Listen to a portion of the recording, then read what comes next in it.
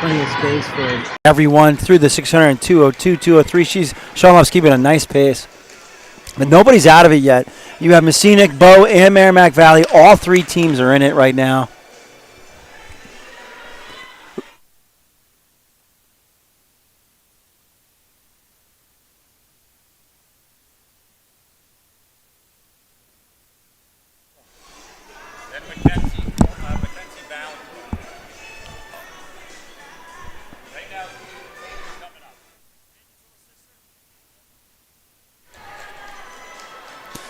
Okay, here we go. Messinic handing off. Shonloff had a nice little kick, handing off to one of the O'Shea twins. She smiles as she runs. That's a beautiful thing.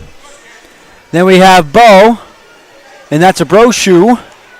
And then we have Merrimack Valley, and like I said, no one is out of it yet. Merrimack Valley hands off in 254, 255, and the lead leg was handing off in about 240. So not a bad start. Caitlin O'Shea is leading. The other O'Shea twin is going to be anchoring. And then we have a Valancourt, that's Landon Valancourt's cousin, as the third leg. Landon Valancourt, who was from Messinic, obviously, and rolling along down at UMass Lowell now.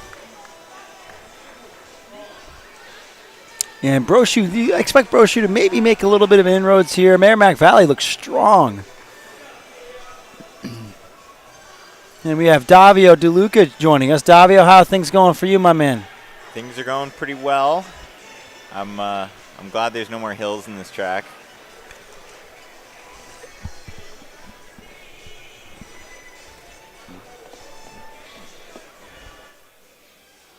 So yeah, it looks like Brochu's catching a little bit to O'Shea. Down to about a straightaway.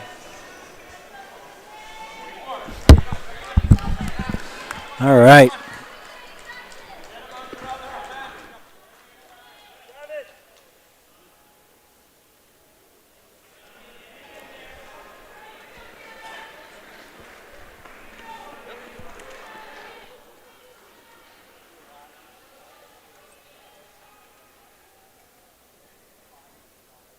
Looks like the rate of her catching is slowed down a little bit.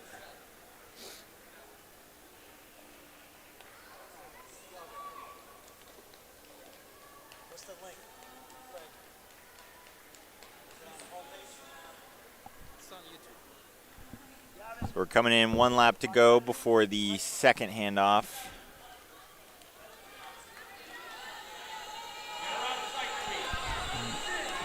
Brochu did make inroads. Merrimack Valley's hanging tough.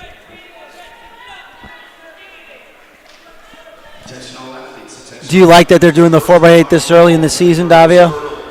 I like it. I think 4x8 is great in indoor. I mean, it's obviously a lot of fun in outdoor too, but I think just being on the smaller track makes everything feel a lot faster, which is pretty fun. I mean, the track is so new and it's just been redone. I'm really wondering how the times are going to compare to other tracks. And so here we go. O'Shea hands off to Valancourt. And again, it's Landon Valancourt's cousin. I could already tell she has better form than Landon. We're friends with last Maya Brochu on the third leg. Brochu handing off to Brochu, and then Merrimack Valley. We'll try to get a name for you. Both catching a little bit. Valancourt's going out pretty good. Brochu's a veteran, though, so let's see how she handles this for sure. Yeah, Messinic's still got about a straightaway lead. She's a strong runner. Wow.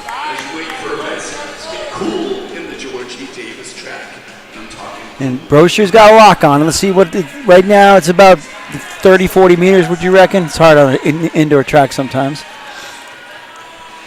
Just so you know, our cameramen right now are Tyler Sheedy from Dover and Aiden Cox from Co-Brown.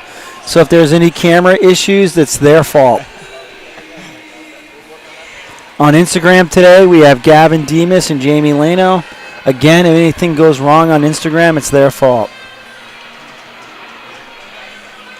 All right, she's definitely catching a lot here. Oh, here we go. Here we go. It's It's 10 meters. Oh, it's Brochu, man. She knows what she's doing. And let's see if Valancourt has a response. Brochu goes right by Valancourt. Let's see. We still have one more lap, or is this the last lap of this leg, Davio? I believe there's another lap to go.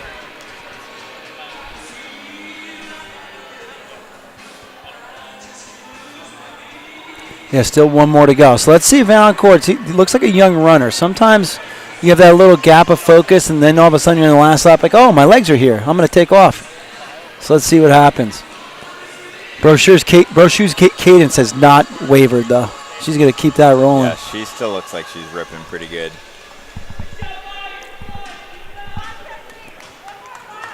See if she can open it right up.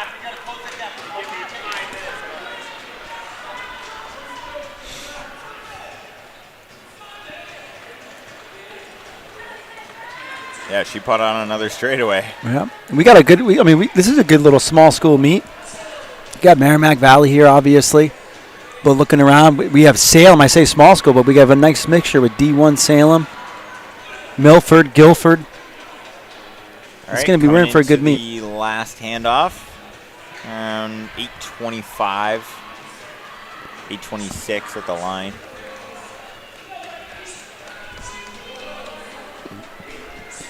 And that's going to be a pretty good lead. Let's see what happens. That's to Ellie O'Shea, I believe. And then we have Merrimack Valley. We'll get it in third.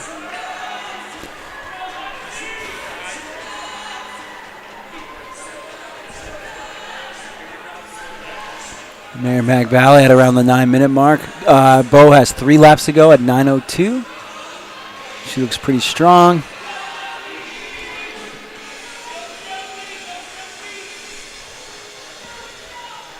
Here the Bo coaches telling the Bo athlete to go for MV, because MV is, she can see her on the straightaway at least. Yeah, it helps even though you're not directly racing that person. It helps to have somebody in front of you just to give you a target. So you're not just running by yourself out front. Oh, yeah. Merrimack Valley looks good, though. Nice and strong. Interesting order. They put Brochu on third leg. I think she was their fastest to open up a lead with 2 to go. Let's see how Erin O'Shea brings this. She's cutting into it a little bit, huh, Dov? Yeah. She's definitely brought it down. I know she's got enough time left to catch her, but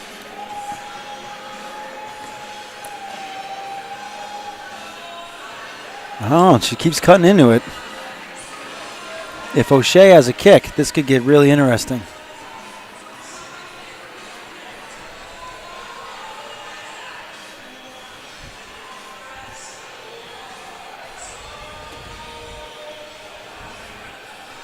yeah, it's less than a straightaway now.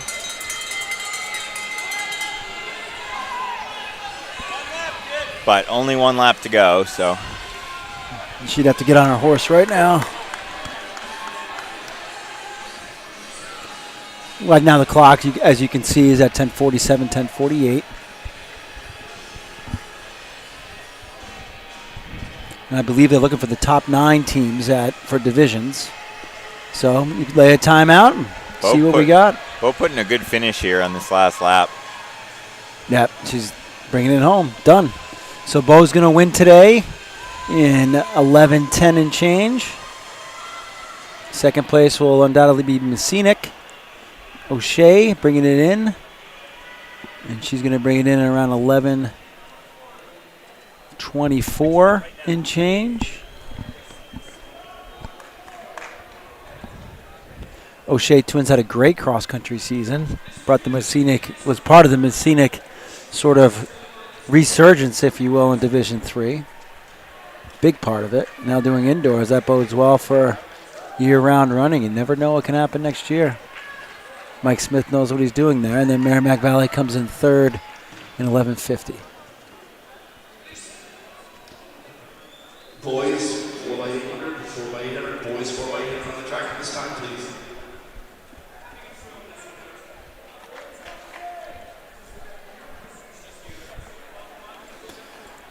So we got a couple more teams. Looks like only 3 teams again for the boys 4x8. We got Milford, Salem, Merrimack Valley. I'm not sure who I'd give the edge with this one. That's part of the reason why we've held off on the preview on purpose, because with having 3 years between seasons and not exactly knowing who is on each team, we decided as a website to wait and see actually who's racing, who's not. Now, the only problem with that is you have some of the cross-country runners that went on to NXR, Nike, and also Champs, which used to be Foot Locker. They're just getting back into racing shape. So, but we can that's a small number of kids, so we could figure out and obviously predict who's racing, know who's racing this season. So look for those previews next week. I mean, you also have the problem of just most of these kids not running indoor track ever before. Correct. That's it. I mean, that's a problem and also a good thing, you know. So it's I mean, it's kind of cool because like you have no idea kind of how anybody's going to handle indoor track. You have only the seniors have run a season before, right? And they ran them as freshmen. And how much do you think they retained off of that? Yeah, Davia, do you remember your freshman year? I don't. Not much. It was very different from my senior year, so it doesn't really tell you much if you look at any of their performances from freshman year. But there are some changes to NewHampshireTrackandField.com since that time, and thanks to Rick Berryman and Lancer Timing and their work with T-First, we have a T-First New Hampshire page, which is the database for the New Hampshire Track League. I always want to say Track and Field League, but it's been called the Winter Track League for years, so that's what we're sticking with. But, yeah, so the New Hampshire T-First, it's for every performance that is in the league is happening. So it'll be on there and tracked. We're going to be doing some pretty cool posts with that as well. You saw one of them. Just yesterday we posted the top 5 performances per class, per division. And we're going to work on getting that for the whole state as well.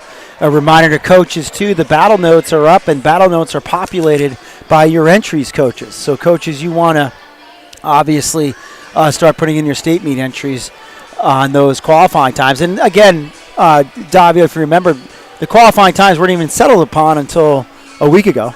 In another way, I really applaud the committee's patience, because not knowing what you have, the worst thing you could do is set standards too high and or too tough and not have a list. So, and they're going to adjust standards if necessary too. So coming through the first 400, it's 3 of these guys right together, 64, 65. It's sub 2:10 pace.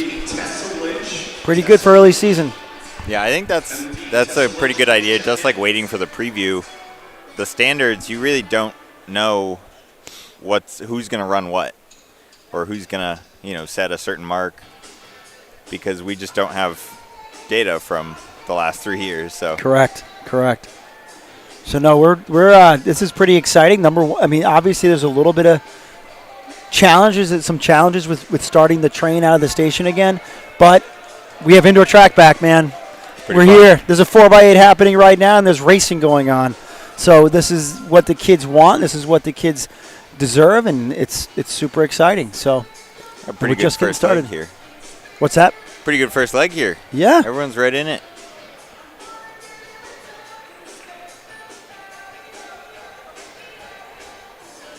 We'll be using T-First New Hampshire when we get to the hurdles and the dash, because there are a couple kids that are ranked right up there.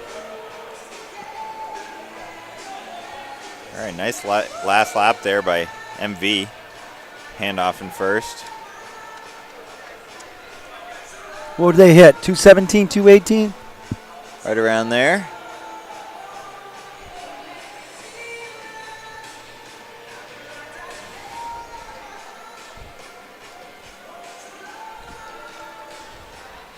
Attention all athletes, this is a first and final call for the boys hurdles. Boys hurdles, please check in at this time. Boys hurdles, please check in. So we got a little battle here with Merrimack Valley and Milford in Milford? second. Yep. Salem I like third? that. Milford, as soon as he got the baton, immediately went right up on a Merrimack Valley, felt what the pace is, and now he goes, I'm taking off. All right. I like it. Smart. Smart. Almost like doing a 6x1K workout and hanging at 325s and then pop down to 309. That's pretty good. That's pretty good. That's what you did this morning, Davio? That is not what I did this morning. Milford putting a little bit of a move here. Let's see if Merrimack Valley, always known for their relays, can hang in there. Salem, hey, Salem's sitting right there.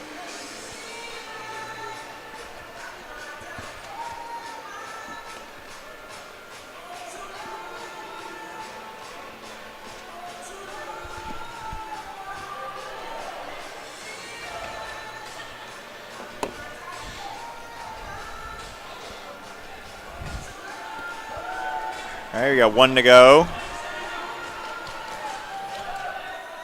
Milford putting on a pretty good game. Tell you what, I think Merrimack Valley's going to catch him a little bit. Yeah, he looks like he's picking it up. He's got here. the one arm sleeve. That means he knows what he's doing. On the outside. On the arm, outside. too. I mean, if he had it on the inside, I would be wondering. But he's putting on a kick here. Good old Pennacook kick. Ooh, this. You know that one of the could get nicknames of interesting. Pennacook was Pennakick I did not. because I got a great kick. And here now joining us is Aiden Cox from Co-Brown. He's going to be able to talk about the 4x8s and then have a really good, knowledgeable conversation about the hurdles and the dash. Wow, they handed off almost even here. This is going to be good. So was that going in the third leg? Yep. This Aiden, is third leg. do you like the third leg of the 4x8, Aiden, or would you rather be on the anchor? I'd rather be on the anchor, I'd say. I like having the control of the race on the anchor leg. I feel like the third leg, I don't know, the anchor leg's probably just the most important, obviously, because that's whoever crosses the line first on that leg is the one who wins the race. So Tell you what, these guys look pretty good. yeah, Kid from Milford looks real good. That was the first lap, right, Davio? Correct. I think he's wearing spikes. He's wearing flats. You're only allowed to wear flats here. I hope he's wearing flats. Are you allowed to wear Flats. with the spikes out? He's only maybe? wearing flats here.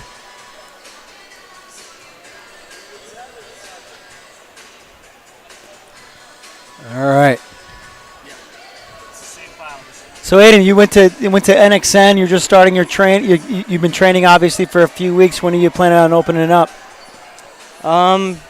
Opening up next week maybe in a 1K, but really opening up at Dartmouth Relays.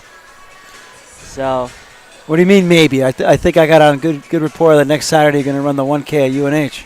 yeah, I will be running that 1K.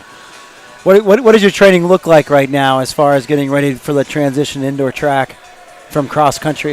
You focusing on the 1K this season? Really just strength work, no real workouts yet, just sort of doing tempos, steady runs, some long runs. Milford has opened it good up a workouts little bit here. and stuff like that.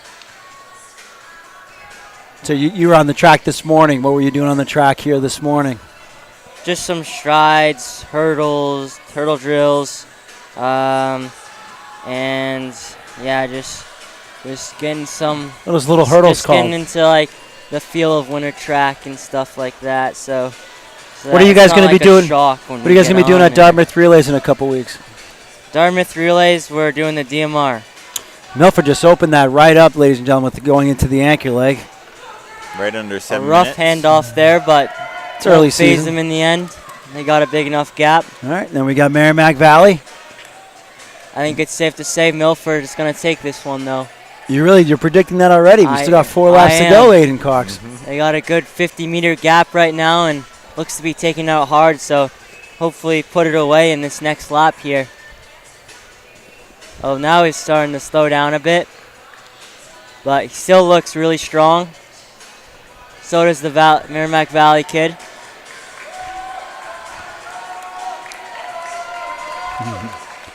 Oh, Merrimack Valley looks pretty good, too. We'll see what happens. Why are you guys doing the DMR at Dartmouth, Aiden? What are you guys thinking? Yeah, our goal is to hopefully qualify for nationals, New Balance nationals in the DMR. Okay. That'd be awesome to go there as a team. So, yeah, that's our goal. Do you know what the qualifying time is? I do not. I think 20 something or 23 maybe. 10:35. Yep. Wonder how did that just come to you? Did remembered. you just add that up? A little birdie told me that. 10:35. What other meets are you guys looking to do this season? Aside from the league meets, I mean, you open up at UNH and then you have Dartmouth, and you're going to come back the next day here at Plymouth. But what about others? One lap to go, 8:33 right now. We're looking at like a 9:10, probably a 9:0 performance here for Milford. Merrimack Valley's coming through at 8:45. They'll probably be at 9:20, 9:20s. Yeah, well, in this case, the other legs won the race for him. Yeah, he's So rolling maybe. pretty good, though. The anchor's doing his job. Look, he's picking it up, kicking nicely. Yeah, I think I'd like to be either first, second, or fourth. Not third, though. All right, here we go. Milford crosses at 9:06 and change. Not a bad time to start. It's a great finish, great finish. Here comes Merrimack Valley, Coming keeping through. his form together. 9:20. 9:21.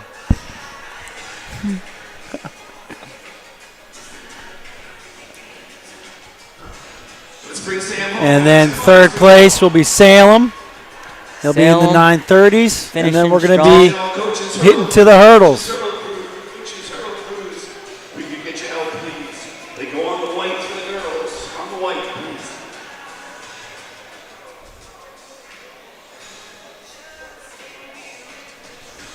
Hello, coaches. We can get some help in the hurdles, please, coaches.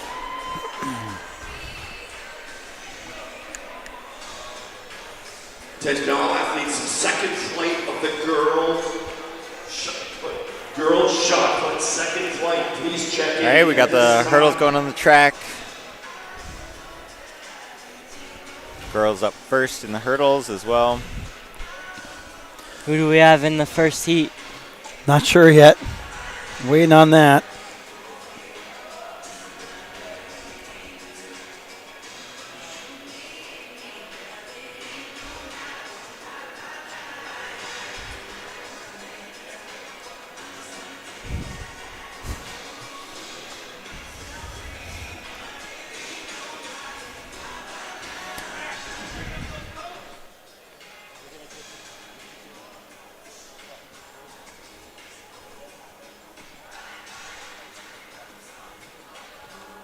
Attention all athletes, the first and final call for the girls dash. Girls dash. Got a good- 5 heats. Please check in. Good variety of teams here. A couple Salem, Merrimack Valley, Laconia. What is the B stand We should for, have their Fabio? names pretty soon. It should be Bo. Bo? Yep. Well, that's a red, so I think Belmont? Bo, yeah, Belmont? Belmont. Yep, Belmont. Coached by Scott Clark, I The do renowned- not see any bow runners. the in renowned this hurdle race. coach.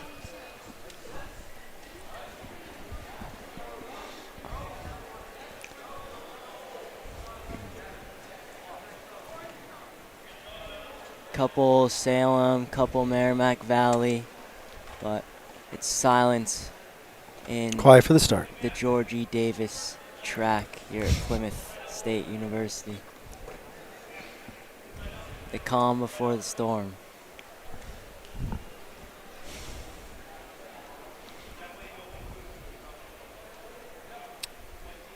Still got a red flag up.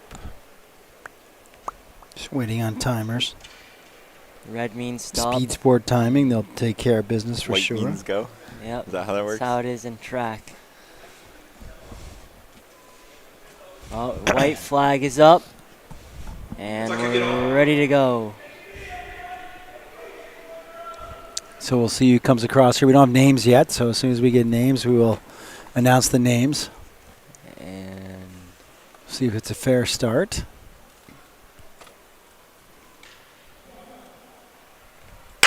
they're off. Salem in the early lead had the best start. Valley. Salem right now is 1-2. Watch Valley for on the Belmont. inside. Belmont. It's going to be Salem. Salem, 1-2. 1-2, Belmont 3. Belmont 3. Merrimack 4. Merrimack 4. Towards the finish Wow, line. what a race. Came right down to the wire on that one. Those are the trials. They'll have finals.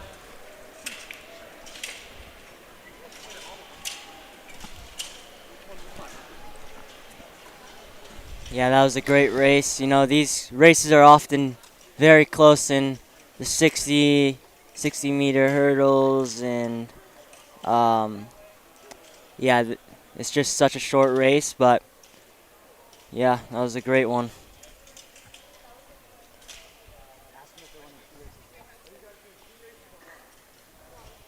Thank you, Hurdle. That was it? Sorry, which one won? There's two heats of the boys' hurdles. There'll be a slight pause on the track. Now we have 2 heats of the boys' hurdles. They're just raising them up a little higher. Looks like that was a 1-heat final. And I'm thinking they're going to, it looks like there's multiple heats of the boys, so I would think they're going to do a trial and final here as well. I see mostly Salem and Sauhegan down there. I see Bow and Milford, though. So, should be a good race.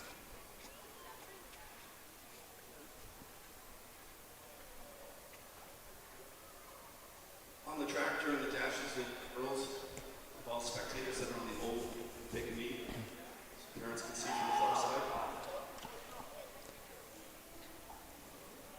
Thank you.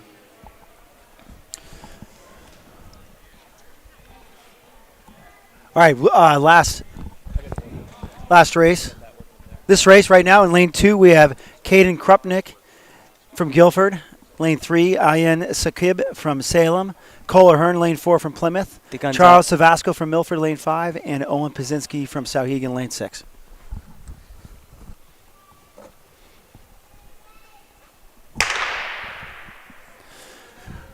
Great start. Plymouth is in the lead. Plymouth with a massive lead. Ooh, Powerful he's start. 3-stepping. That could be a... So that is 9 Ahern seconds. from Plymouth winning the trials. So that's a trial. We only had 1 heat. We So got that's the another trial. heat coming on. Fuck.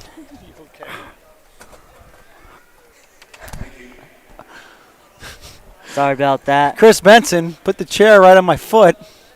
Great job, Chris. Second heat of the boys. We'd like to thank Chris Benson, however, for great timing services. And now we're on to the next heat of the 60-meter hurdles. 55-meter hurdles. 55-meter hurdles. Just call them the high for the hurdles so you boys. won't mess that up again. So we have Bo. Cole Ahern won that in 8.89. By 2 seconds almost.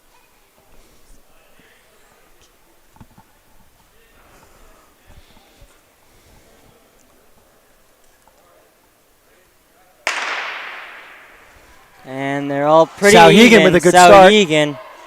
Oh, this is going to be a good He's final. very, AT. very efficient over the hurdles. It's going to be a good final. I think Plymouth still. I think Ahern still had him on that one, so I don't know if they're doing a final. Or They are going to do a final. There's still another heat, I believe. Here. Okay, so we'll get to see the Sauhegan Plymouth duel. See if Ahern can. Aiden, guess what protect I'm on his right home now? Track. Guess what I'm on, Aiden? I'm on the T-First New Hampshire site where we get to see rankings. Yep. And I'll try to give you the rankings for the hurdles here.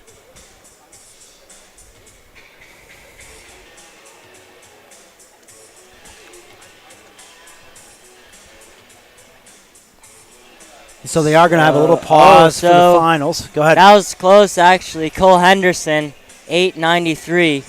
We had Cole Henderson actually is the leader, the season leader for Division II at 883, but 893 a good start. Ahern just ran 8.9. 8.9, so that'll be a great final to watch. I think there's going to be a little break, and then they're going to be up again. And they got Tyler Wallace from Merrimack Valley was in second at 10.05. He's ranked 8th right now in Division II with 9.69. Yeah, so we got some of the best runners, hurdlers in Division II and Division I here. So it's going to be a great meet today. We're at Bank of New Hampshire Fieldhouse. Got packed stands all around. Music playing. Yeah. The following beautiful facility here. We did a little run here this morning. They redid their track from the last time I ran on it as a freshman, so it's How'd the nice track and feel smooth today? now. Nice and smooth now, yeah. Track felt pretty good. Yeah, it felt really good. Did it feel fast? Yeah, pretty as fast as you can get for a flat 200-meter track. So nice gradual turns and. Okay, so the time they're trying to beat, Cole Henderson is the top time in Division II at 883 this year. I think they'll beat that. I think the competition between the two will push them over the edge of that. I think they're going to go sub 8-8. I'm predicting 8-7-8 right here. Okay, so in the final, we have in lane 1, Liam Miller from Bow. Owen Pazinski, lane 2 from Souhegan. Tyler Wallace from Merrimack Valley, lane 3. There's Cole Ahern, lane 4 from Plymouth. The aforementioned number 1 in the state, Cole Henderson, lane 5 from Souhegan. Charles Savasco from Milford, lane 6. And Caden Krupnick from Guilford, lane 7. And they're going right to it. I always thought that would be kind of tough, but I guess it's just 55 meters. Yeah, I mean, I think that just plays into the strategy of the runners, just maybe try to conserve some energy in the first heats just to qualify into the next heat. So maybe we'll see so Ahern and Henderson, they both ran really fast times. So maybe we'll see one of the other runners come up and run even better, just giving them a second chance to show what they can do. But Who you got? Who you got, Aiden? I mean, I liked how Cole Ahern. Oh, lane 8 from Salem is Ryan Grimes, too. He's also in this. Sorry. I liked how the kid from Plymouth got out of the blocks, so I think I'm going to go with him. I think he had the best start. So you're taking him? All right, I'll take Souhegan. Yes, I am. I'll take Henderson, who's got the number 1 time in the state. Big showdown.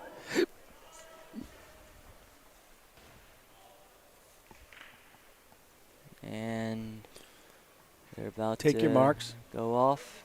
So the white flag is up. And just waiting for the starter. Can feel the nervous energy in the building right now. It's quiet now. Everybody's just hushing. Yeah. The tension is high. This is for the number 1 time in the state, ladies and gentlemen, for Division II. The gun is up. And they settle into their blocks. Set command is next. Here we go. Oh, a false start. Oh, no. I think By rule, it's supposed to be out. Let's see if they give him another chance here. I think they're going to give him another chance, it looks like. Oh, the gun misfired? The gun okay, misfired. good. Okay. All right, understand it. Cool. That's the best kind of false start we want is off a click. They do it again. Getting Gun into is the up blocks for the 3rd time. The gun is up. Remember, Henderson. Fair start. Plymouth to the first. They're dead even through the first hurdle. Dead even through the second hurdle. Plymouth. Dead even through the 3rd hurdle. It's going to be a lead. Number 1, Souhegan. Henderson takes the win. Just as I predicted. Henderson with the win. Aiden predicted Ahern with the win. The elder statesman won that prediction contest right there. It's a great race. Great race. They were even through 3 hurdles, weren't they? I mean, almost I think through 4. Ahern had the best start. I think he faded a little bit at the end, and then just what's his name? Henderson just came back and just outleaned him at the end. The strength outlasts the speed in that race. So just waiting on the official time to see if he's overtaken or got his best time. Fantastic way to start the season. 8.79. That's the fastest time in Division. Like I said, the fastest time in Division II, ladies and gentlemen. That's so Cole Henderson, 8.79. Right. Cole Ahern tied the fastest time previously, 8:83. 3rd place was, just waiting for the scroll, Merrimack Valley, Tyler Wallace, 9.81. Owen Pazinski, Souhegan, 4th and And now he's getting his interview with Gavin Demas, runner from Co Brown. Caden Krupnick was 6th from Guilford, 10:57. Ryan Grimes was 7th, and Liam Miller from Bow was 8th and 10.99. Make sure to check out these interviews by Gavin Demas at NewHampshireTrackandField.com. Neat. They should be very entertaining. And yeah. Shout out to Jamie Lano as well for the film, and Tyler Sheedy on the backstretch. 2 camera guys here today. And yeah.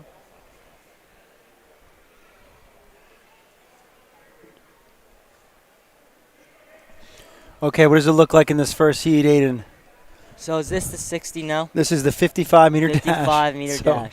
So Aiden Cox does not realize they don't run the 60-meter dash until college. Yes. So So it's 55 in high school. looks like I see a Belmont, Merrimack Valley, Milford, Bow, Sanborn, and I'm not sure about the team on the very far left. All right, first heat we got Gia Evans Milford, Eliana Nassi Milford, Caden Robb from Winnisquam, Hannah that's it. Tomani from Sanborn, Charlotte La Rochelle from Bow, Emma Winslow from Belmont, Tessa Lynch from Merrimack Valley. So are there any favorites in this race? Belmont is. I'm talking with Coach Scott Clark earlier on. Belmont So girl Emma looks really Winslow. good. Emma Winslow in lane 4 appears to be the favorite. White flag is up. Timers are ready.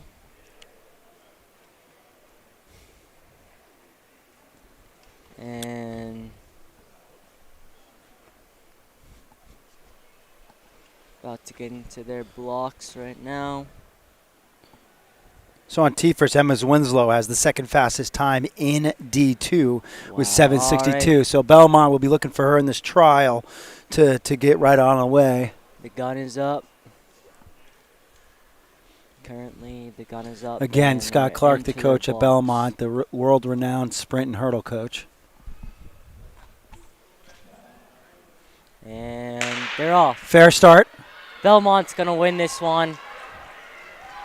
Yep, and should look for her to break it down a little bit Milford here. second. She's the Bow real deal. Third. Sanborn fourth. Winnisquam fifth. And then Merrimack Valley and Milford fifth and sixth and seventh.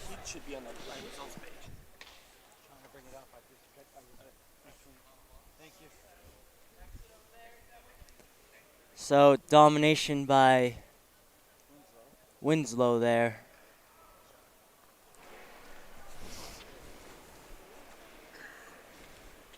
.64.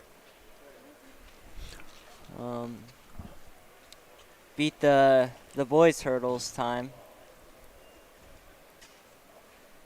So that's interesting. That'd be a good race. Oh, it's a dash, Aiden.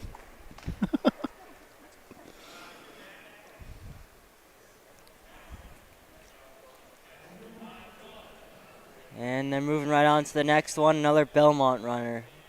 Two other Belmont runners on each end, and they're down their blocks. And yeah, they're about to go off. And the gun's off. It's like Milford in the middle. Another dominant performance in this heat by just waiting for the names to come up on the board. That was probably Keila Giordano. She had 7:68 so far this season in lane 5. Yes. Previous race, Winslow 7:64, Nassi 8:27, La Rochelle 8:36 from Bow, Tomani 8:71 from Sanborn. Robb was 9:10 from Winnisquam. I think this heat might have been slightly slower than the last heat. Slightly, I think the finals will be. All right, this race, that was won by Giordano from Milford, 785. Carly Johnson from Kingswood was 829. Zariah Moore, Winnisquam, was third in 876. Adeline from Belmont was fourth in 880. Ella Whitaker from Salem was fifth in 897. Next heat is Kara off. Coate, 904.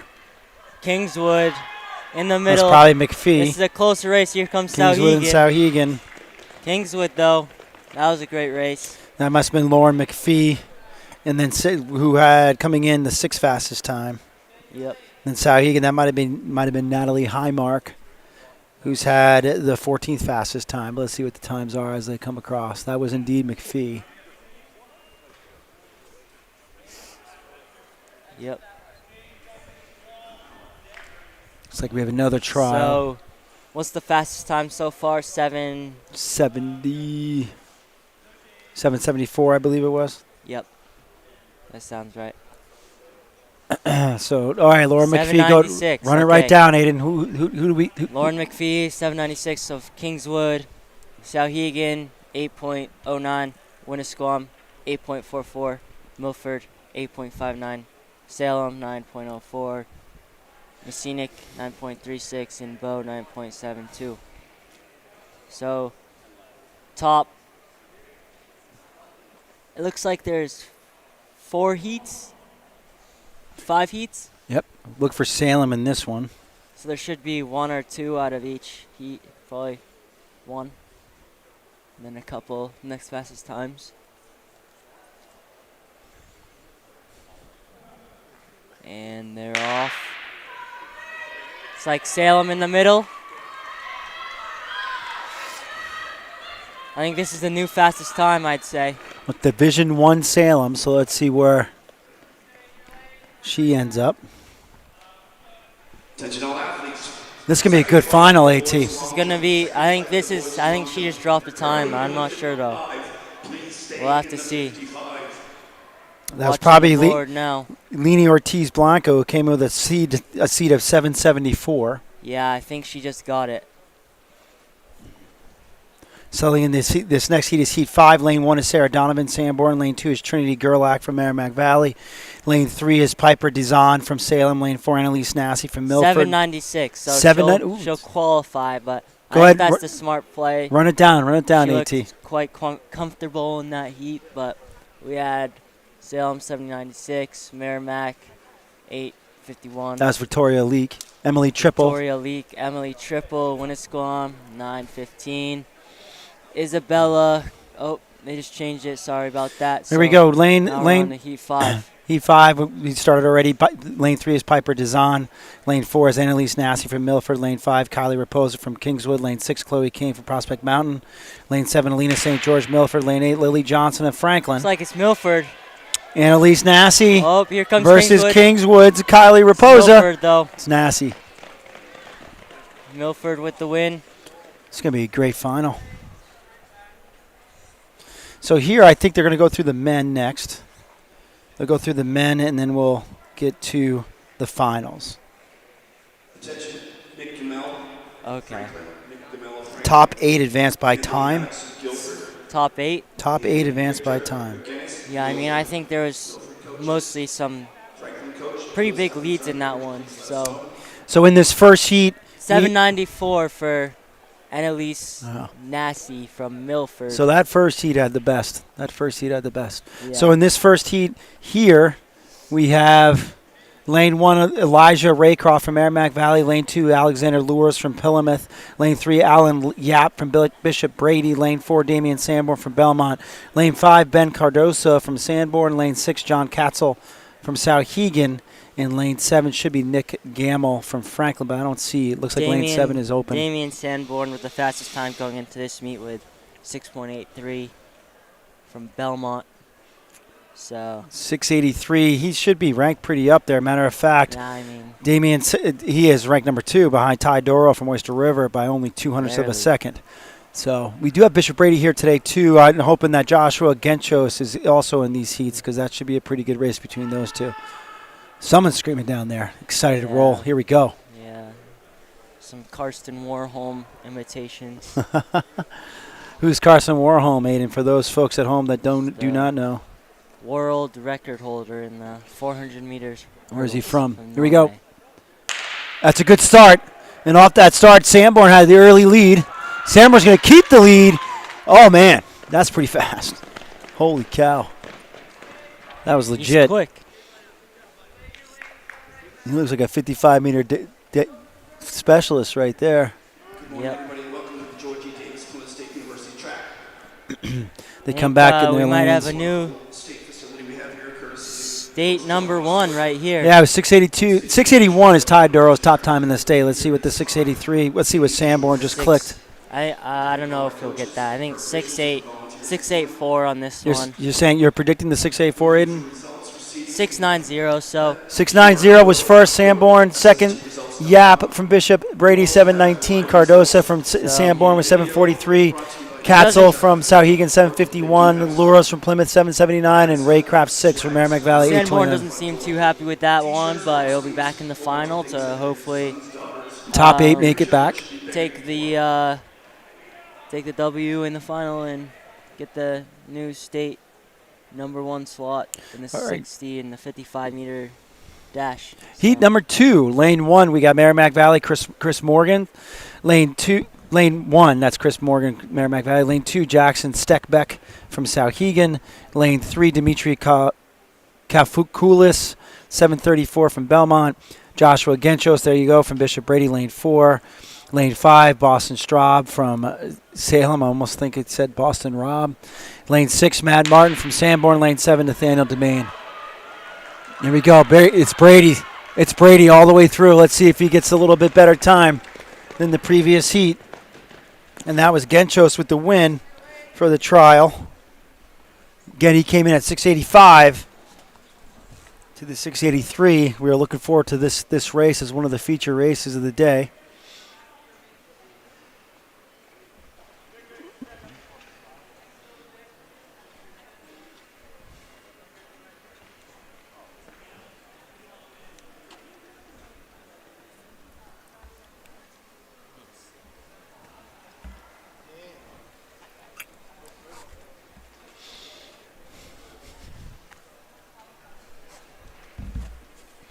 Just waiting on what that last heat was won in. Heat 3, we have lane 1, Sean Nichols from Bow. Lane 2, Nolan Ash from Sanborn. Lane 3, Nathaniel Alea from Salem. Oh, there we go. Joshua Genchos got the win in 692. So the previous heat was won in 690. Second was Belmont. Dimitri at 739. Boston Straub from Salem was 765 for third. Steckback from Sauhegan, 773 for fourth. all right, we just got the girls 55-meter dash final list. So we got from Sauhegan in lane 1, Natalie Haymack.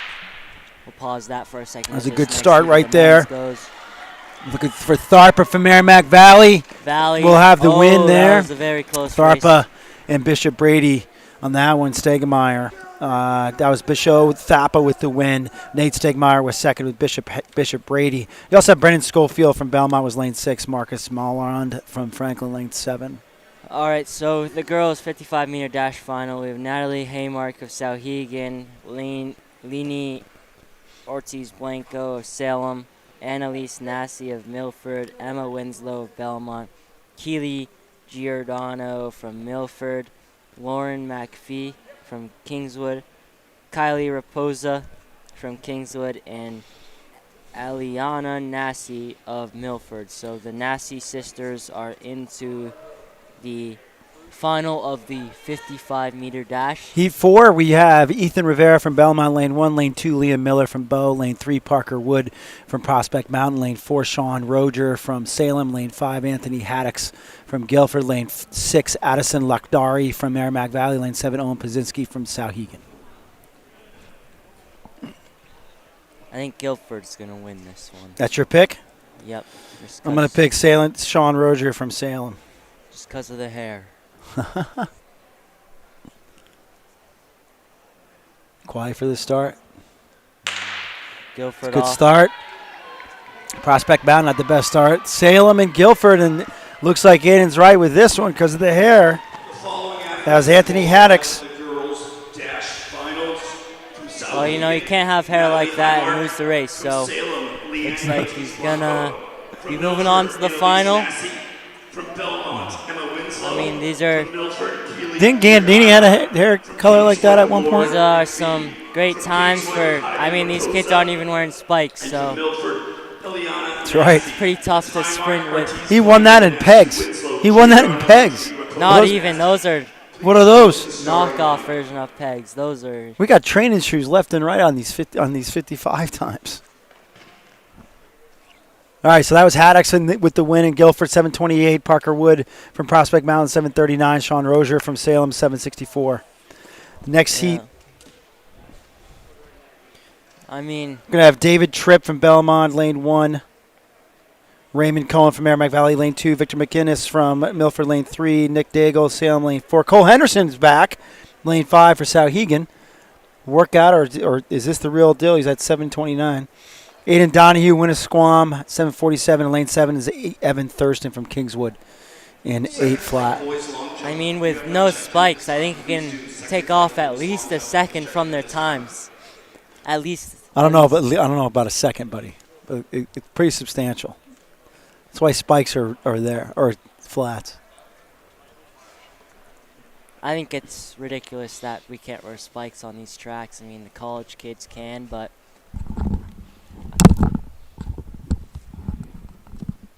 it's okay. I understand it. I think they just want to protect their track, but yeah, so they're off. We got Gavin Demas on here. Hello, hello. Cole Henderson just won the 55-meter final in a time of 7 seconds.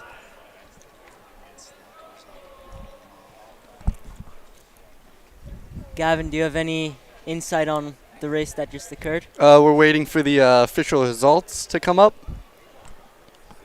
Could you read those off when we... We're waiting for them. All right, we'll go to the next heat. We have... Never mind. Here we go. We had Cole Henderson from South in a 730. Nick Daigle from Salem with a 738. Victor McInnes from Milford in a 760. Aiden Donahue in a 766. Shout out, Aiden. So on to Heat 6. We have Declan Bison from Merrimack Valley, Ricardo Barra from Franklin, Finley Radalunas from Souhegan, Shane McKean from Sanborn, Charles Savasco from Milford, Nicholas Brown from Bishop Brady. And the gun is up.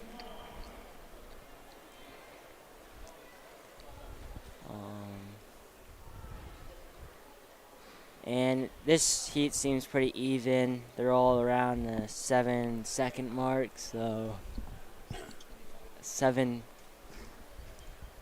I think I'll have to go with Souhegan, Finley Radalunas from this one.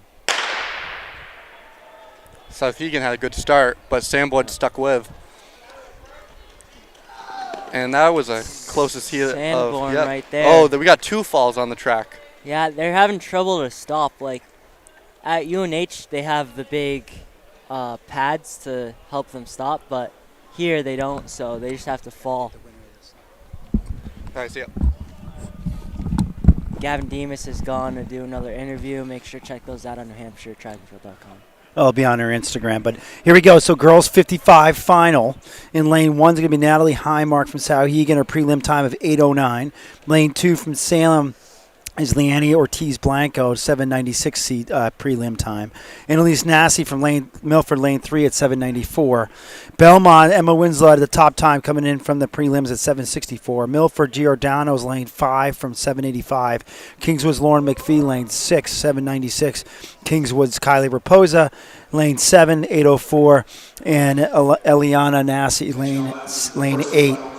Who do you got? I got Salem on this one. Really? I'm picking the Belmont. I'm picking Belmont's Winslow. All right. She's got the second fastest time in the state so far at 7:62. She's pretty consistent. Coached by world-renowned sprint hurdle coach Scott Clark. Sprint hurdle coach, sheep farmer.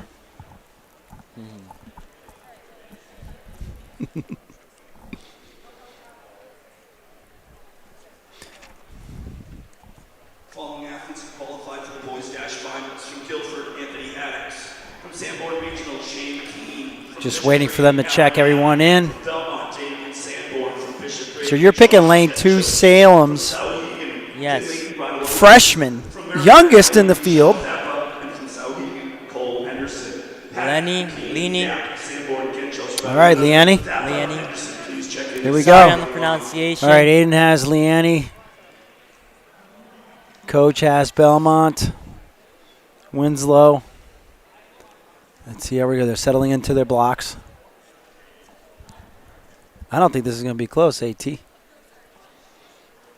Well, let's see. It's all with the start. If Winslow gets a good start, I'm not sure how anyone could beat her in this field at this point. They're all really fast, though. Winslow had a good start. yeah, her turnover is just next level on Here this. we go.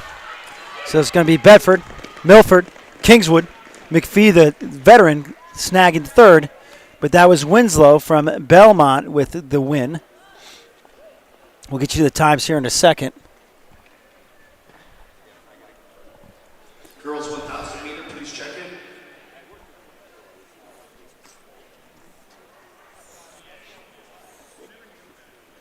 We have the men's final, the boys' final next. Get you those names here in a second. Just going to wait for these times looks like as the the boys kids. 55 is just going to be a battle, though, between Hold on a Damien second. Here we go. Emma Sanborn Winslow and wins that in Joshua 7:62. Keely Giordano was second in 7:70. Kingswood McPhee 7:81 for third. Nassie from Milford 7:82 for fourth. Great race there. Fifth was 7:86. Salem's Ortiz Blanco. Raposa for Kingswood sixth and 7:89. Highmark from Souhegan 8:04 for seventh. Is that a new state leader? 7:62. I think she tied it, actually. Let's check it out. Well, while you're checking Nope, that she out, tied her best time. Winslow tied her best time. Ada I'll Wheat read from the- Canada has the fastest time at 7:59. The boys 55-meter dash final, we have Anthony Haddocks of Guilford. He ran 7:28 in the prelims. Shane McKean, Sanborn Regional, 7:24. Alan Yap, Bishop Brady, 7:19. And then our favorite, Damian Sanborn of Belmont, 6.90. And then Joshua Genchos of Bishop Brady, 6.92. And then we have Finley Radalunas, Bishow Thapa, and Cole Henderson of Souhegan, 7.30. He's doubling back. Who you got, buddy? More like tripling back. I'm picking Belmont's Damian Sanborn. I'm picking Belmont for the sweep of the dash. All right, then I'll have to go with Bishop Brady, I guess. Joshua Genchos. But It's I the think sophomore versus the junior. I do believe that Belmont's going to win this one. Well, I thought you were. So you're picking the same guy. It's okay to pick the same guy, bud. I just can't go against Scott Clark, the world-renowned sprint hurdle coach, sheep farmer. Yeah, Just can't go against it. Yeah, Damian Sanborn's his turnover, his ability just to put his feet down and really just eat up the track was just Oh, the yellers next in this level one. compared to Who do you think's the other yelling? runners I think here, it's so- either. I think it's yelling is either Anthony Haddocks from Guilford or Genchos from Bishop Brady. They look like the yellers getting in the blocks. Let's see what happens. Yeah, I think he has the best start too, Sanborn. So Great start. That's an even start. Even start. yeah, he's Oh, man, here we go. Genchos at the end with the lean. Genchos wins it with the lean. yep. Get Bishop Brady, Genchos. Let's see what that does with The the times. win. That was a great race. A lot of times in those kinds of races, you get the fastest times. Fantastic race. Genchos in flats. Everyone. And so yeah. was, let's see what the final result says. Just waiting for them to cycle I through. think we have a new state leader, 762. Oh, no. That's the girls' That's the race. girls, buddy. Give it a second here.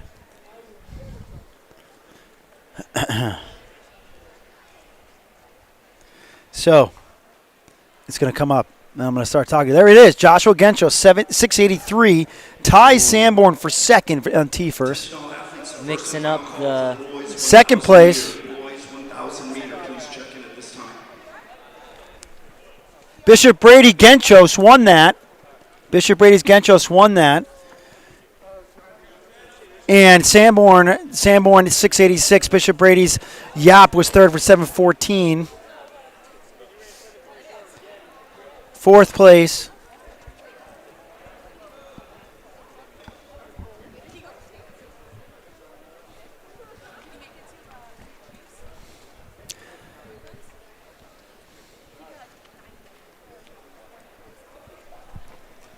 Attention all athletes inside the oval. If you're currently not in an event, we ask that you please hang out in your team areas and not inside the oval. Tyler Wallace to the high jump, please. Tyler Wallace to the high jump, please. That's heat 6. I need the final.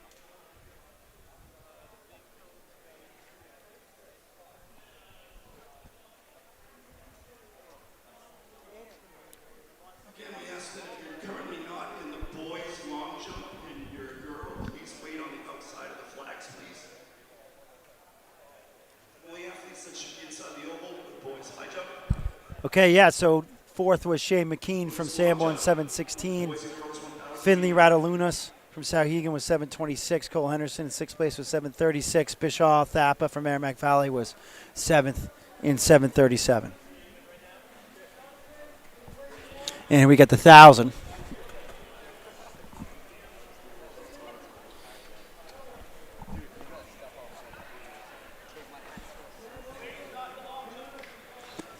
Girls 1,000 is coming up. And Jamie Lano is going to join us. He has no experience with indoor track, but he's going to jump on right now.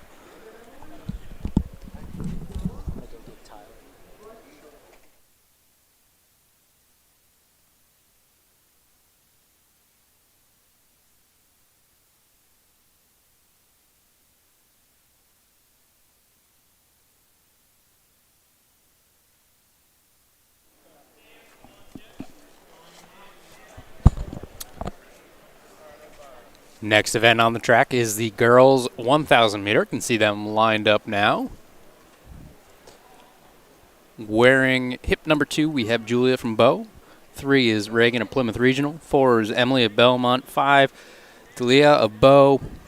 Brighton in 6 for Sauhegan. And Ava wearing number 7 for Salem on the outside there.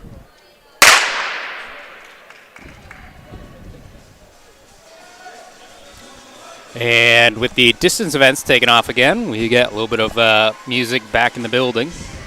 Not that you can hear that, but adds to the excitement here at Plymouth. It's like Again, Julia Bowe's taking the lead. This is the George E. Davis track. Boys shot put. Boys shot put, please check in at this time.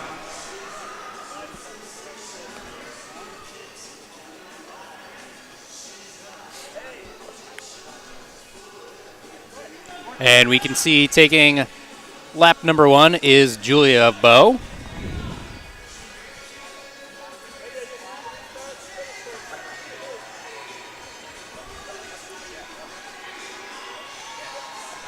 Seems like the race is already strung out.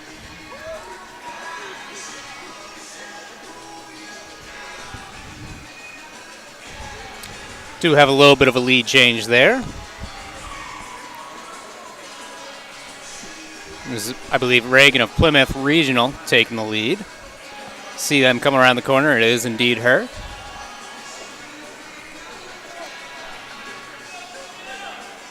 Going through 400 in about 81.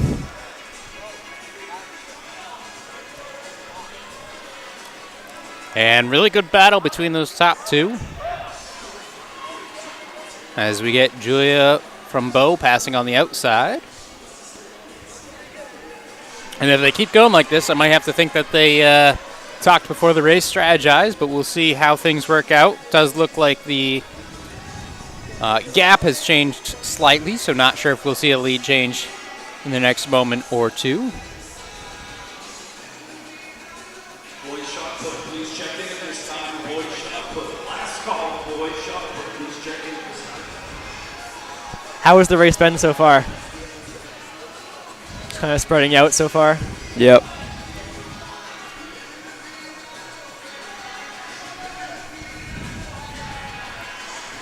$1,000 meters, 200-meter track means there's going to be 5 laps involved. And we can see that Julia Hoy of Bow continues to lead. She's led for most of the race, challenged on 1 lap, but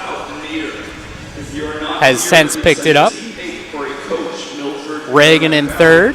Nathan Bain. Brighton in fourth, I believe. Delana. And back to Julia from Bow. That gap opened from the last lap for sure. Yeah, looks like she's picked it up a little bit. Gets the bell here. 200 meters to go. See what she has left in the tank for a kick.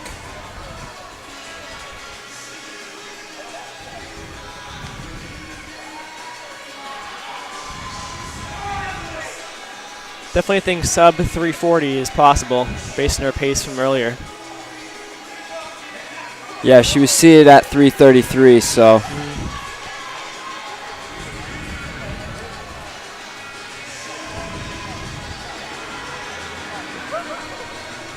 Could be close.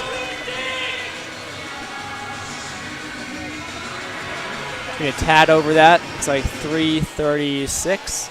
Yep. She's all alone too. It's pretty impressive. So Julia Bow takes it. Plymouth second.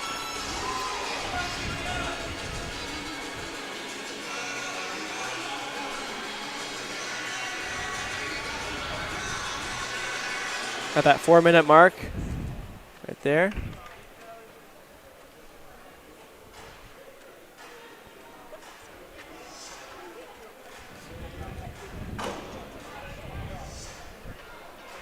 Again, only one heat of the girls today. And we can take a look at those results now on your screen. Julia does take that 3:36.44. Attention all athletes, girls 600 meter. Girls 600 meter, please check in at this time. Of course, you can see on your screen it says .433.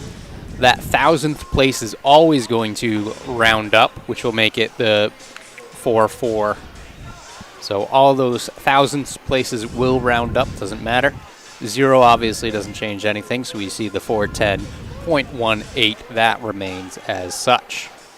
Next event on the track is going to be our boys section, and we are looking at 1 of 1, I believe. Who do we have in it? We got in wearing bib 1, we got Finley of Souhegan, then we got Logan of Milford, Peyton of Salem, Jackson of Salem, Michael of Souhegan, Nathan of Merrimack Valley, Grant of Milford, John of Souhegan, Nathaniel of Kingswood, and Colin of Franklin. Those are 4 guys right at the front, all seated within 1 second of each other. Yep, looks like we got fast time coming in as 2:54 as the #1 seed time. So we have a solid top 4. Then we have a gap back to 310. So it should be a good race. We'll see who takes it out of the gun. There are no spikes at this track. Correct. All right, so we'll see probably different shoes. Depends what people want to wear. Got 6 freshmen in this race. Wow. Pretty young field. Just looking for some experience.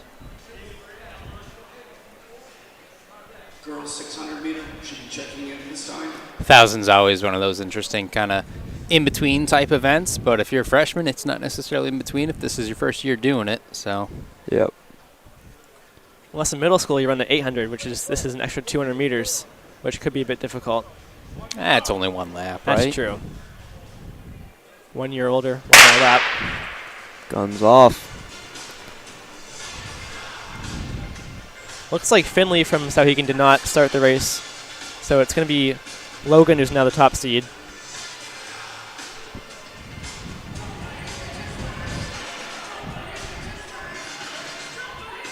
And Logan is the one leading at this moment. A good indication of their pace based on the first lap. I mean, they're pretty close right now, so pace probably isn't too fast because they're not single file yet. About 5-minute pace. They're about 3:07 pace actually, so probably gonna want to pick it up a little bit.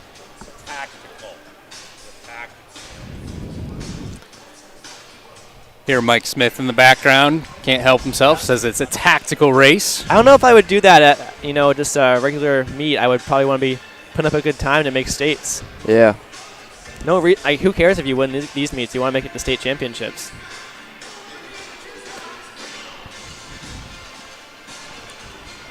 Definitely picked it up, though. That was about a 35. There's a small gap from Logan back to 2 Salem guys. Kid from Souhegan wearing next percents. Not a bad move. I mean, Yeah, I mean, Questionable, cornering's going to be pretty hard on those, but but for no spikes, it's probably one of the better things you can wear. yeah. Bought myself a pair of streak flies. Getting ready to race on UNH.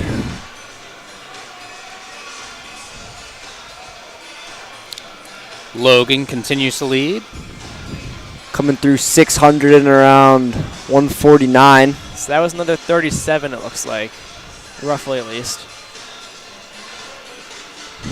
Logan is one of our freshmen. Yep, one of the. I'm not sure all the people on the sheet actually started the race because it doesn't look like there's as many people Yep. here. Now, Tyler, since we have you, a little bit of a database, Logan's last name looks a little familiar to me. Yeah, So- sounds like Caleb Korthals, who was Yeah. also a good mid-D runner. So, it's in the blood. Comes through with a lap to go. Not surprising to see a Korthals up front. 225 through the 8. See him working through some of that traffic. Making a strong move down the back stretch. Once again, opening his gap. Definitely excited to see how he does over his 4 years in high school. Well, definitely a strong start this season and a strong start today as he is Close to 3 minutes. on that finishing stretch. A little bit of company, but he will take the top spot. Hey, good finish. Yeah, 3 that- flat 301. It's like probably Jackson from Salem finished second. That was a good finish by Yeah, him. he had a good last 150. 301 even, 301.00. That is remarkable. 0. Satisfying. He couldn't do that again if he tried 1,000 times. Ah. On average, he would not be able to, yes. That's better than having it be 3 minutes .000. I would not want to have that.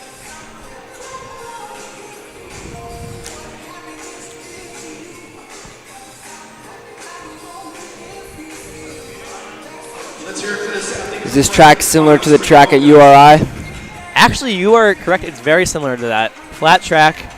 We can use spikes in our track, but I don't know if high schoolers are allowed to. Yeah, pretty similar building size. Yeah, I'd say it's almost exactly similar. Is it blue? Well, yeah, it's true. Ours is blue. This one's green. Yep. Only difference. We have actually white stripes in the even lanes.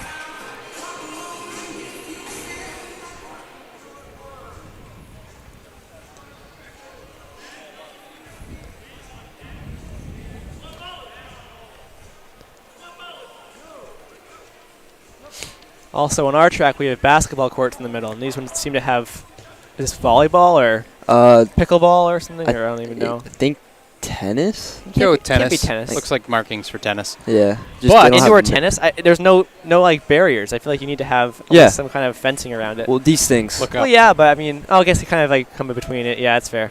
Anyway, next event on the track surface, the oval part of it, is our girls 600 meter. There are 3 heats of this. So our first of 3 heat, who do we have in it? We got Anna of Sanborn, Padge of Prospect Mountain, Florence of Messinic Regional, Lilia Franklin, and Clara Bow. Girls, long jump, please check in at this time. So we have 2 with no time yet. That could be anything, really. Yeah, no seed time. Could be 3 minutes. Could be 105. Who knows? And it's interesting you guys bring that up. I think this is the last weekend we're looking for those NT entries from coaches. So coaches, go ahead, take your best guess at this point, even if they don't have a time yet. You should know your athletes. Really helps. All the athletes, if you can ballpark it or something, definitely the best. Because there's some NTs in this, no times entered by their coaches for seeding, that tells me we are going slow to fast. So our third heat will be our fastest of the 3 heats. But that also doesn't mean we can't have a couple surprises from this first heat. Starting in lanes.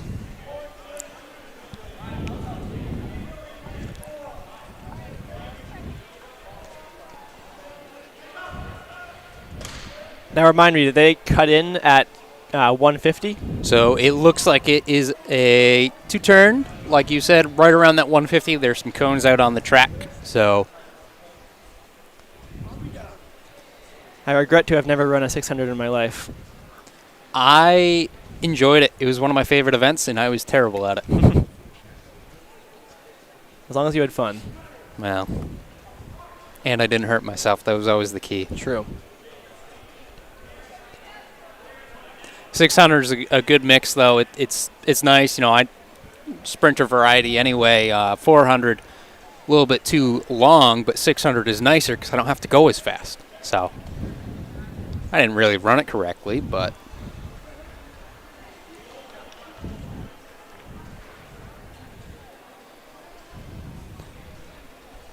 I feel the opposite way. I could just sprint for the entire thing. Be so short. we might have slightly different sprint speeds as these girls take their mark. And they are off. Heat 1 of 3 for the girls, 600 meter. Again, running heats slow to fast.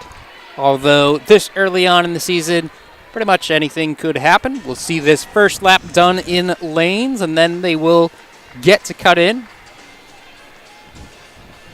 Now, where is Franklin? Where is that school? I've never heard of it. So Franklin is in New Hampshire. I'd hope so. It's actually, I believe, a little bit south of us. I think Where it's- us being Plymouth right now. yeah, I think it's between Concord and Plymouth. See the cut in there. No one really opting to do too much of a tangent. Everyone wants to get right in. So that looks like Anna of Sanborn in front. Went out in around a 37, if I am correct, I believe. It's definitely faster in her seated time by a lot. And Lily looks like she's taken over the lead. So that was... She was an unknown coming into this from Franklin.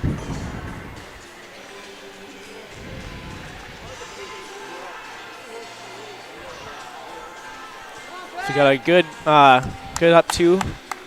And they're actually going pretty fast here. A little bit of a lead change. Yeah. Last lap. And Paige from Prospect Mountain's not that far behind either. They're going to go way faster than their seed times.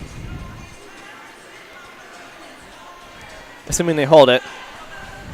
It's just 200 meters. Exactly, yeah. Just got to finish with some heart. Yes, as long as they finish within a minute, then they'll be ahead of their seed times. 100 to go for Lily in the lead, followed by Anna.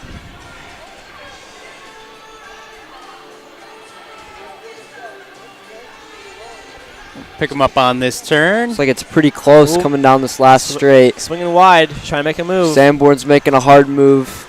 Anna Barlow going to the arms. She's going to get it. And she will take this. 203. Maybe 204 low. Yeah. Lily in second. I believe that's Paige in third. Paige Harding, Prospect Mountain. So assuming those are times they've run before, that's a very good PR. Again, top seed time in this heat going into it was 2:11. And we saw 2 times under that, and another right at that 2:12. So as you astutely alluded to, looks like we might have some PRs. All right, Ty, what are we looking at for Heat 2? So we got Lexi of Bow, Samantha of Merrimack Valley, Madison of Merrimack Valley, Riley of Sauhegan, Sydney of Merrimack Valley, and Mackenzie of Messinic. So a lot of Merrimack Valley in this one. Now, I don't think there's much working together in a 600. You never know. I'm only seeing 5 runners currently. And we got 6 on the sheet. So I think one of the Merrimack Valley girls might have scratched. So we should be seeing a sub 2 here, based on the seed times. Yep, fastest seed time coming at 1:57 for this heat. Lexia Bow has that. So we see Sydney is not in this heat. She's scratched.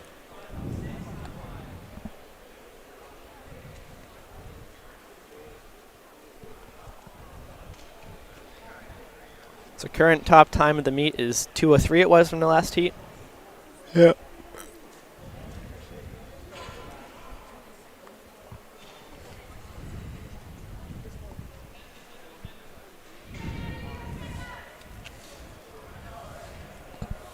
Top seed time in this heat, 1:57. And then all of them will range from 1:57 to 2:04. They do look like they are not actual times, though, because they are all at .00. Yeah, it's usually a good indication that coach entered something, so you never know. Again, 600 to one of those in-between events that you don't necessarily run every week. Fair start so far.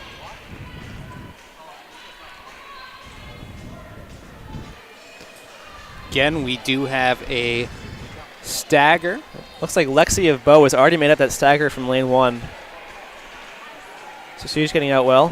Seated at 1:57. So that's about 39 seconds per lap. Matt Martin, Sanborn Regional. So Lexi Bow, 36 high. through 200. Already has about a 3-second lead on the rest of the field. And they're all packing up behind her.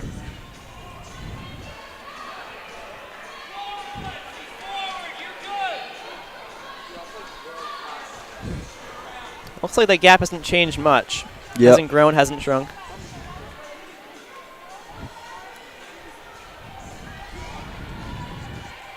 They're over halfway through now.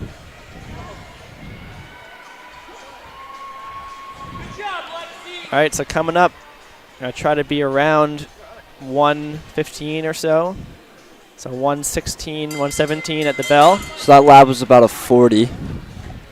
Lexia Bow still in the lead. Does like- take that bell. I think they're all lined up basically in their order of coming in. See if anything changes over this last lap. Well, if that holds true, we're going to have to give a shout out to all the coaches who entered all those Right. estimates. 100 to go for Lexi. So 1:43 on the clock.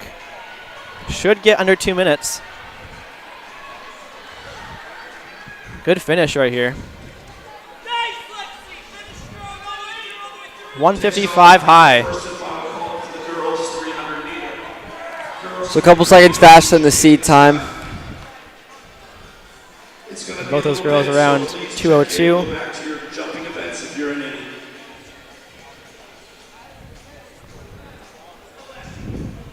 So both of these races so far have been pretty good, pretty fast races. Lexi winning that 1:55.84. Samantha of MV 202.67. All right, for the last heat, Heat 3, we got Kylie of Kingswood, Audrey of Souhegan, Caitlin of Sanborn, Allison of Guilford, Aiden of Laconia, and Kendra of Merrimack Valley. Now, as Jamie pointed out to me, we've got a bit of an interesting seed time here. 1:31 for Kylie of Kingswood. I don't know if that's accurate. This has been a very exciting race. So we'll see what happens. 131. That would be a state record, if I'm right. be some quick running.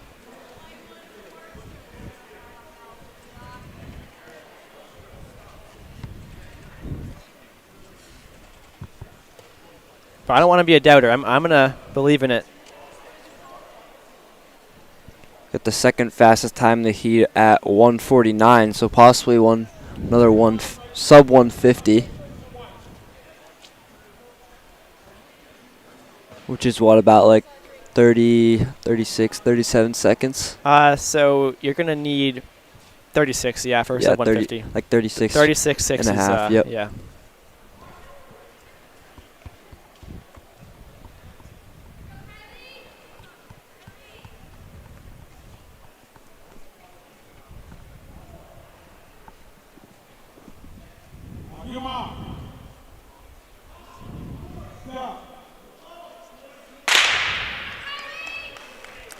Fair start thus far.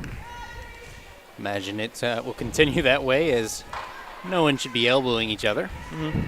Not in lanes. Seems pretty close to start out. We've seen both heats go through in around 36-37 so far. This one's going to go through probably low 30s. More like, I think, 36 again. Yeah. 36. So Kylie does Right have the on lead. Dot. It's not 131 I'm pace, but it's guessing still not. fast. Yeah. And she's being chased by Audrey right now. Honestly, all four of them are right in that pack. They're lined up, staying single file here. Looks fast.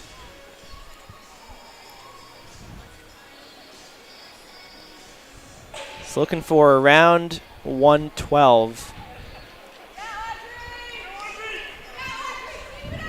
So now it's Audrey in the lead, Kylie, and Caitlin and Allison. It's going to be a kick battle. Yep. Maybe not. Looks like Audrey's starting to gap the rest of the field. Looks like a three-person race for second place right now.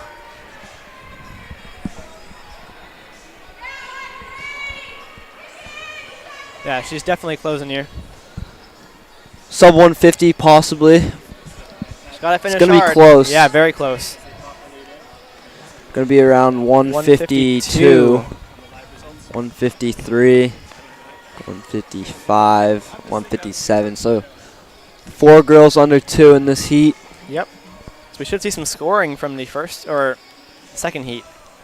Yeah, who won? What was the winning time of the second heat? Lexi won in 156, I believe. 6, yeah. So she probably gets like 3rd or 4th place. Yeah. Well, taking a look, we do have results from that heat now available. So We got Audrey 152.05. 06. 06 because of the roundup. Should have known that. It's all right. So looking at the boys race now, it's going to be 3 heats of this. Let's see. Tyler, you want to read off the names? Yeah, definitely. So we got Nathaniel of Kingswood, Avery of Prospect Mountain, Kenneth of Salem, Colin of Milford, Nicholas of Belmont, and Dennis of Sanborn.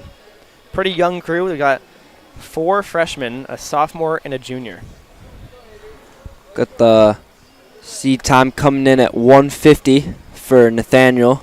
He's only a freshman, so he's still young. Mm-hmm.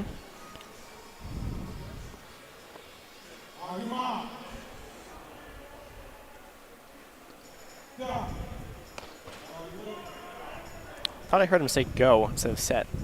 So it's interesting. Normally for races where there aren't blocks, it's only 2 commands. However, he's been doing 3 today. Might have thrown off that athlete. I believe you are you allowed to use blocks in the 600? No. Okay, never mind then. So I don't know. Not here, at least. In fact, I don't believe blocks are allowed in the 300 just yet. Okay. Help speed the meet up, keep things moving. I don't think I really like the three command start. Kind of just messes up Well, the normal rhythm. It's definitely a little bit different for some distance runners, that's for sure. Yeah. And especially if you're a freshman, as the athlete who had the issue is, but Coming through in 33. That was Kenneth of Salem. He's a sophomore. Although if we're looking at all juniors and below, no one has experience with indoor track yet, so this is all new to everyone.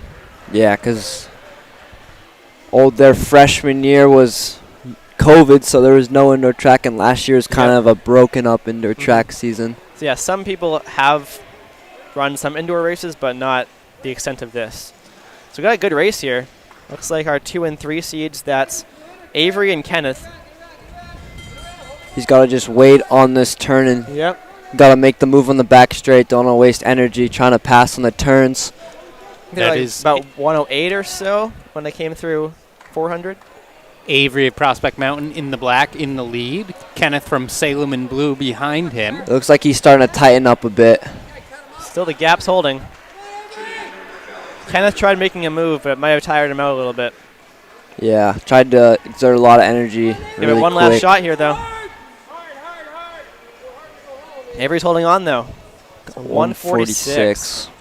47 for Kenneth.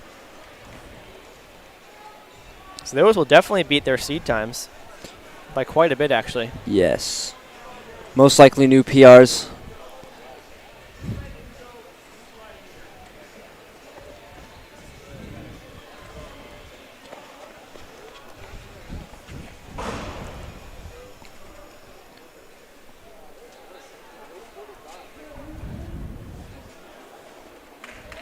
So yeah, 146.48 for Avery, 147.49, and 147.36 for Kenneth, 202.41 for Nathaniel, 205.82 for Dennis, and then 206.38 for Nicholas, and 230.06 for Colin. All right, heading up to Heat 2. Jamie, you want to read this off? Yeah, so we got Ben of Souhegan comes in with the number 1 seed time of 139. Then behind him we got Tyler Kingswood, Samuel of Salem, Dylan of Salem, Evan of Salem, and Ben of Merrimack Valley. We got 3 Salem people. Well, I'm cheering for lane 2. I know that. Tyler? Yes, of course. Because the names, the matching names. Yes. Looks like it's a pretty close heat, though, with from 1 to 6 only being about 5 seconds. And these all look like they're actual times as well. Although, is a We 2-4 got as well the- something? Yeah, we got all 3 Salem runners coming in with the same seat time Okay, maybe not then. of 1:45.24.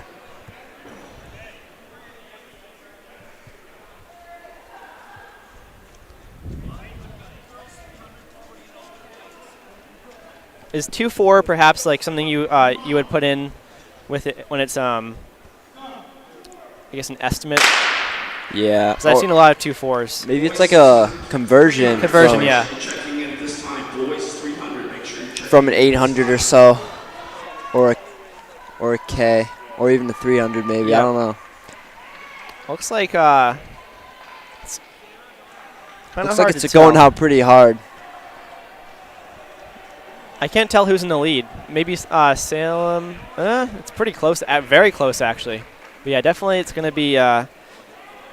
Looks like Evan of Salem Going out in 31. That's a good pace to head out at. That's on track for 133, which would be pretty fast considering the seed time they're coming in with. But it doesn't look like the pace is slowing down much. We got a lead change. Yep.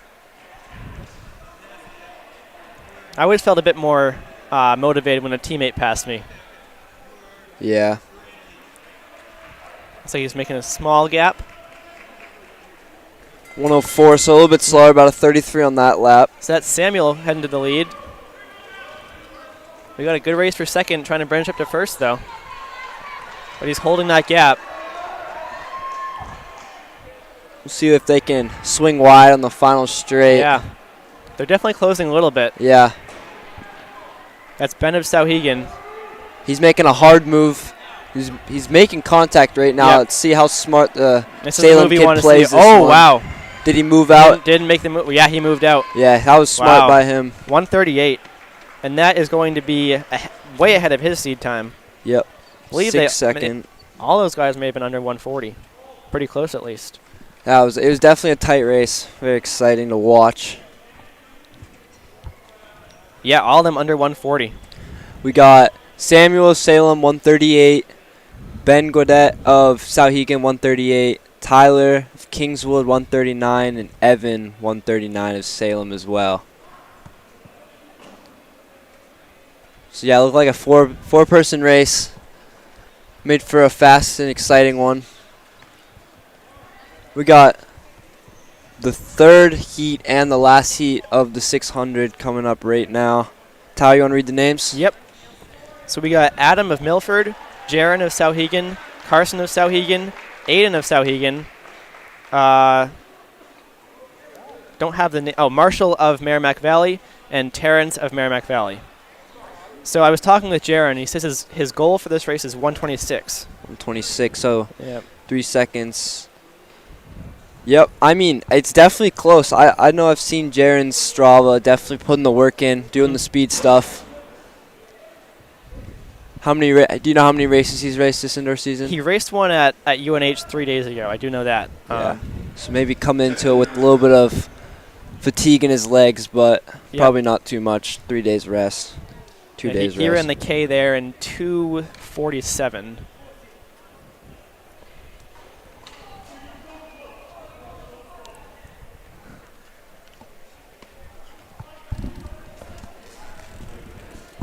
All right, so looks like we're getting ready to start here.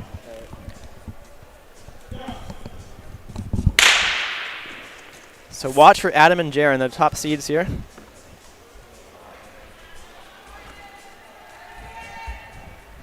Seems pretty even getting out. We should see a sub 30 at least, if not by a bit more.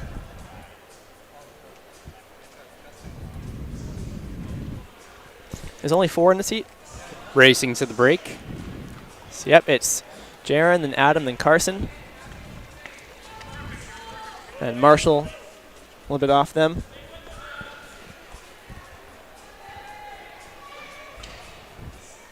Attention all athletes, the first and final call. Definitely going after it. Second flight boys shot put. 44 at 300 meters. Coming to the bell. Should be sub 60. All right, right at 60.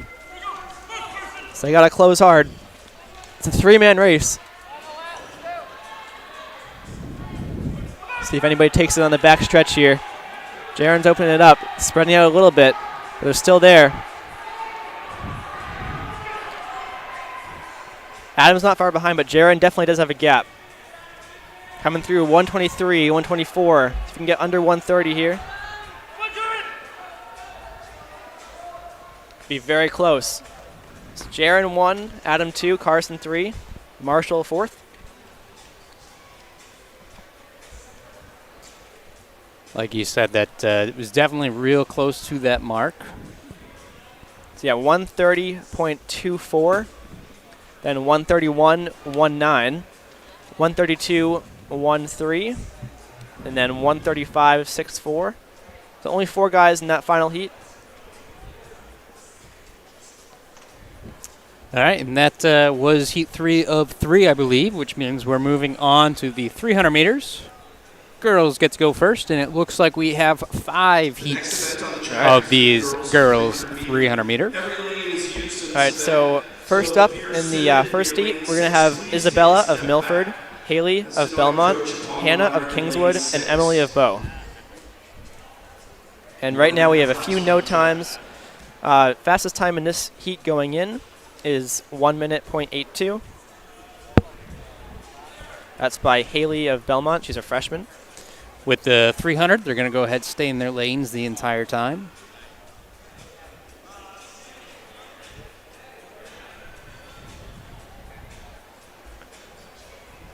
Now, Greg, how would you run a 300? I'm sure you've run many. Right now, probably pretty slow. Okay, yes. I meant if you were in the shoes of these athletes here. Yeah, so I mean, 300 is one of those events where you can run it. Any sprinter who's in their peak form, they can run it all out. Shouldn't be an issue with that. However, it's more of a confidence battle for some of them, especially if they're on the younger side. You know, never done a 300 or only 1 or 2 under their belts. Is just really finding that threshold that you can do, because you know, some of them maybe they can only run 250 all out or even 200 all out. So it's, you know, especially this point in the season, go all out. You hit a wall, you hit a wall. You crash and burn. Okay, you're learning. And then the next week, guess what? You put in your practice, and instead of dying at 250, maybe you die at 260. And you can kind of keep going from there and feeling out the situation. And, you know, eventually you'll be able to have a real good feel for it. And some of the races and some of the athletes, it can get pretty interesting as these girls are on their mark. Looks like we are utilizing blocks here at Plymouth. Not sure if UNH allows them at this point in the season. Just to, again, kind of keep things moving with the meet. It's like Bo is out in front. Pretty big lead already. Yeah, out in lane 6, so you think it's a stagger, but definitely in the lead at this point. And she had no time coming in, so we'll see what she puts up. Only a lap and a half, so she's on the last lap right here. And that is Emily of Bow. Yeah, definitely not the stagger that's giving her that lead. No. She is first to the straightaway out in lane 5, which is actually one of my favorite lanes to be in for a 300 on a flat track. Never want to be lane 6 because there might be someone walking by who trips you up. Definitely seen something like that before. And then lane 1 is definitely too tight of a turn for someone if they have a large stride. Yeah, even in a 5K. You notice it? Yeah. All right, so looks like she was around 50 seconds for that one, which is definitely faster than the seed time, so she didn't have a time coming in. So we had Emily at 50.77, Isabella at 56.41, Haley at 102.87, and Hannah at 116.74. Funny you say that about the 300, about learning how to die later on in the race. It's kind of similar to learning how to run an 8K, because they're used to dying at 5K in high school, and then you gotta make it 3K more. You gradually get better. Well, it's like it's one way of doing it, and if you don't do it that way, you never know what you have, and you don't know what you're capable of doing. And all this time, you could be holding back a little bit and kind of doing a kick at the end, where in reality, you could have been kicking the whole time, and you could really drop a significant amount of seconds off of your time doing it that way. Mm-hmm. And even if you do die out, I can't speak to this because I haven't run one, but even if you do die out, you only have, a couple more seconds to go until you're done. So you might as well go after it. A little bit of a jump there. That's okay, though, and get called back. Now, at these kind of meets, if they do jump the gun, is it automatic DQ? Typically, no. You won't really see that till states, and especially that type of start where it's a false start even before the gun. Could have just been miscommunication, something like that. So they're not going to penalize that. I had not really a false start, but I did step over the line before the gun fired, and the gun was never fired, so I believe that is fine if that happens. Isn't it? If the gun fires and you've gone over the line, then that's it. Actually, read over the athletes. So we got Zariah of Winnisquam, Abby of Laconia, Teresa of Sauhegan, Emily of Winnisquam, Eva of Prospect Mountain, and Alina of Milford.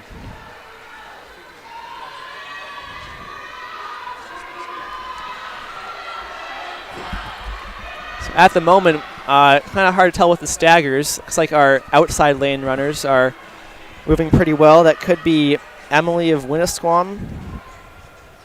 Looks like Winnisquam's jersey. And yep, that is.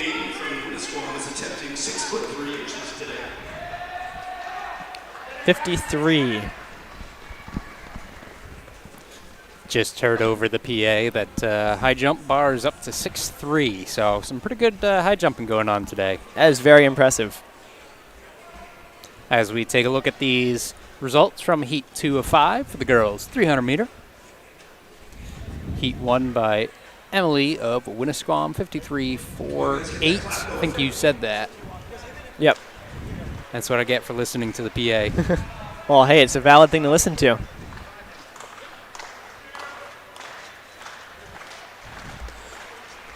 All right, Heat 3, we're going to have Trinity of Merrimack Valley. Let's actually wait a second.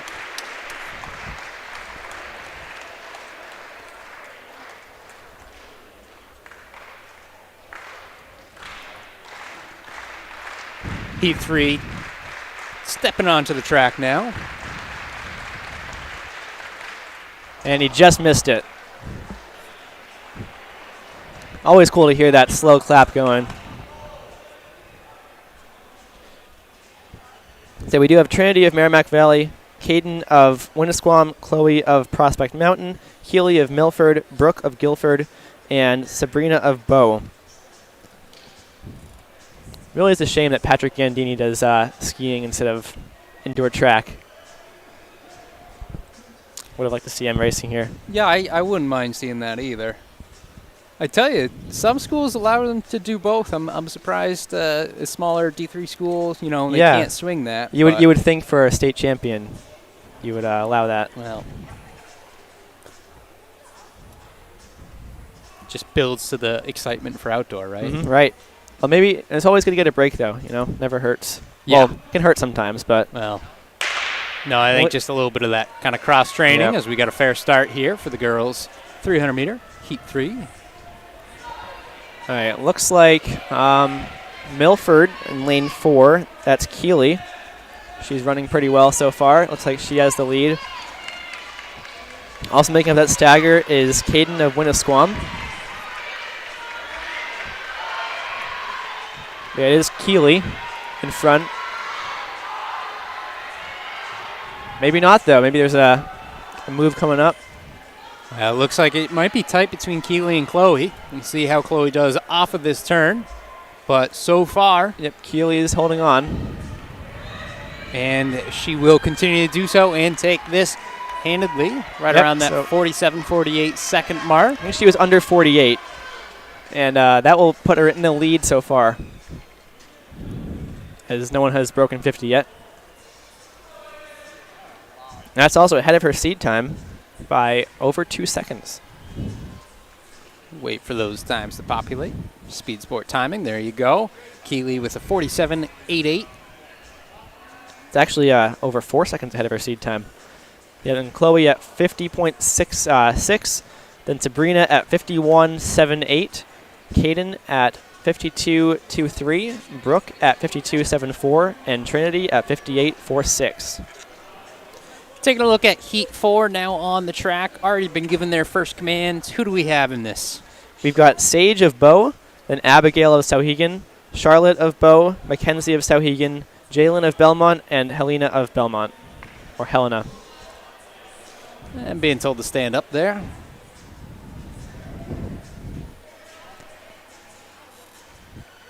So we got 3 teams in this heat, each with 2 runners.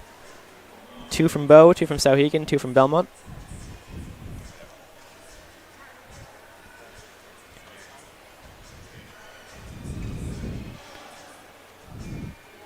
Looks like they're off. Fair start this time.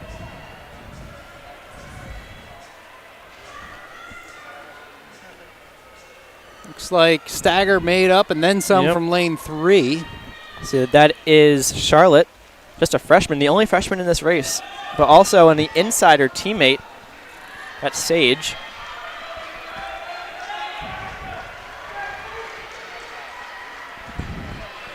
Although that Belmont girl in lane 5, it looks like, is staying right with Jalen, yeah. Yep. She's got the outside of this turn, making it a little bit harder for herself, but staying right with Charlotte. We might have a 3-runner race here coming down the finish line. Very close. And looks like that's going to be Charlotte taking it. So she held on the entire way. If you heard the clapping behind us, the high jump was just missed.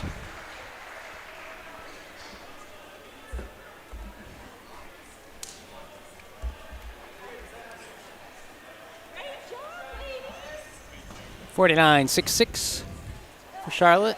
Jalen 49.74. Sage 50.11. Mackenzie 50.97. Abigail move times around. A couple of changes there with the results. They got it all straightened out, I'm sure. Just a real close one at that 49.65. See it go down to the 100th of a second there, but 2,000ths of a second. Means they're going to reread it, which they might have done. Hard to say what happened there, but it was a close race regardless. All right, well, on to Heat 5. We've got Natalie of Sauhegan, Marcella of Kingswood, Marina of Salem, Lauren of Kingswood, Annalise of Milford, and Carly of Kingswood. No freshmen in here. We've got 3 seniors, 2 from Kingswood, actually 3 from Kingswood in this heat. Although I definitely know that you can't work together in a 300. Well, you can, just not during the race. Practice. Oh, right. I always, I always attributed any success that I experienced, as little as it might have been, to my teammates, because it's not like I'm doing the workout solo, and really just having other people there to help does make a bit of a difference, as I'm sure you can attest to now, especially Completely agree, yeah. especially having entered college. You probably got some good guys to run with. Yeah. It's definitely a benefit to that, as we see a good start here. And I would say this is looking like Carly right now out in lane 6 might be our strongest at this point. Yeah, it looks like she's made it. Yeah, I'd say so. So she does still have that longest Although turn remaining. Kingswood in lane 4, that's Lauren. She might be in the best spot because she's on the inside and pretty close. Oh, yeah, she picked up some room there. We'll see This how could they be, do. Yeah, I think it's going Off to be. the turn. Yeah, it'll be Lauren. Well, maybe not. 3 Kingswood. Wow. Good finish by Lauren. Now, that could have been close to times we had in that third heat. So we take a look at those times. 46.53 wins it for Lauren. So, yeah, just like you had said, Heat 4, Heat 5, they've got some intermingling going on because there was a couple of 46s in the previous heat. But good-looking heat for Kingswood there. I wonder who won that. I tell you, though, I like what Carly did because she did what we talked about at the very beginning, where she went out hard. And she found that spot, and I think it's a great opportunity to learn from it. Yeah. And then the next race is going to be that much easier. That is something I can always respect. So, boys, heat number 1. Coming up next, we have heat 1 of 5 heats. This heat, a little bit on the smaller side. Who we got in it? So we got Joseph of Winnisquam, Brendan of Belmont, and Michael of Kingswood. I'm going to go ahead and throw Nick of Franklin in there, since you got printed, so that's okay. Nice. So he must have moved from heat 2 down to heat 1. Although this looks like we've only got a couple in it, and they're in opposite sides of lanes. Wow, this is a very interesting scenario here. So we have lane So that's 5 Winnisquam and lane 2. Yep. And I don't have a lane 5, so we'll see what happens with the results here. Yeah, this will be interesting. that is Kingswood. It might be Michael. It appears that of Winnisquam, Joseph is in the lead, if I had to guess at least. Yeah, I would definitely say Joseph Winnisquam on the inside there. Black on the front, white on the back, just to confuse us. That's tough being out in that far of a lane. Well, it's tough. This is essentially running the race alone. Yeah. When you've got a lane 2 and a lane 5. It doesn't, that's hard.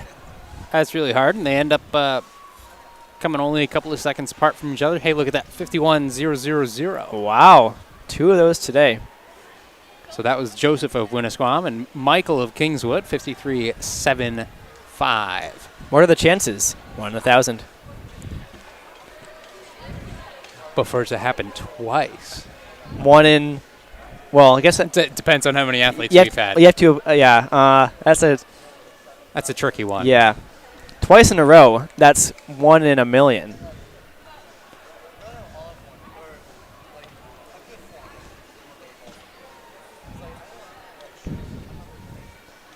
I'm not even going to get into the math on this.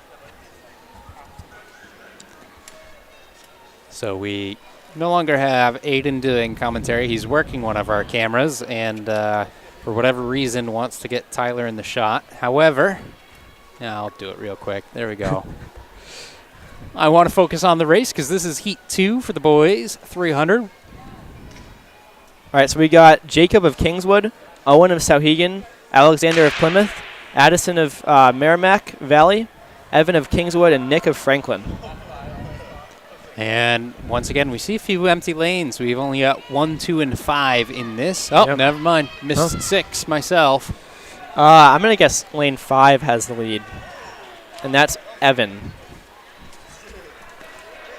Again, this is another kind of weird feel to it where it's kind of 2 solo battles going on with 3 and 4 both not present in this race.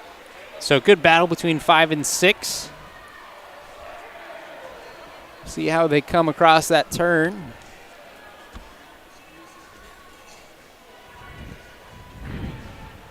And it is going to be Caden of Guilford taking it over Evan of Kingswood. He held on the entire way.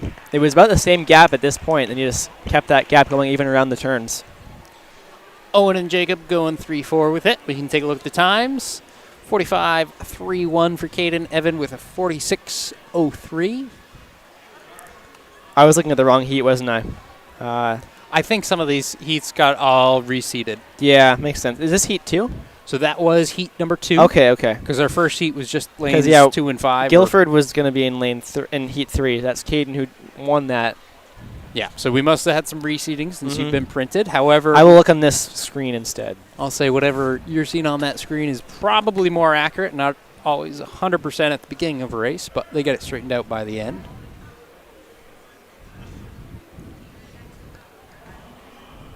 Is this all right? Heat 3. We got Damian Sanborn of Belmont, Ayan of Salem, Anthony of Guilford, Charles of Milford, Sean of Salem, and Jorge of Bishop Brady. I like saying Guilford and Milford in a row. Sounds fun. So we're starting to see some of our 55 guys from earlier today. Means those times will be cranking up as we go into this. And it looks like lane 1. That's Damien. Looks like he's going in a good with lane spot. 5. Right now we got Sean of Salem out in front in that lane 5 again. He's got a lane 5 stagger to No, but make this up. is lane 1. Damien easily. Damien's got it at this No point, question. and then some.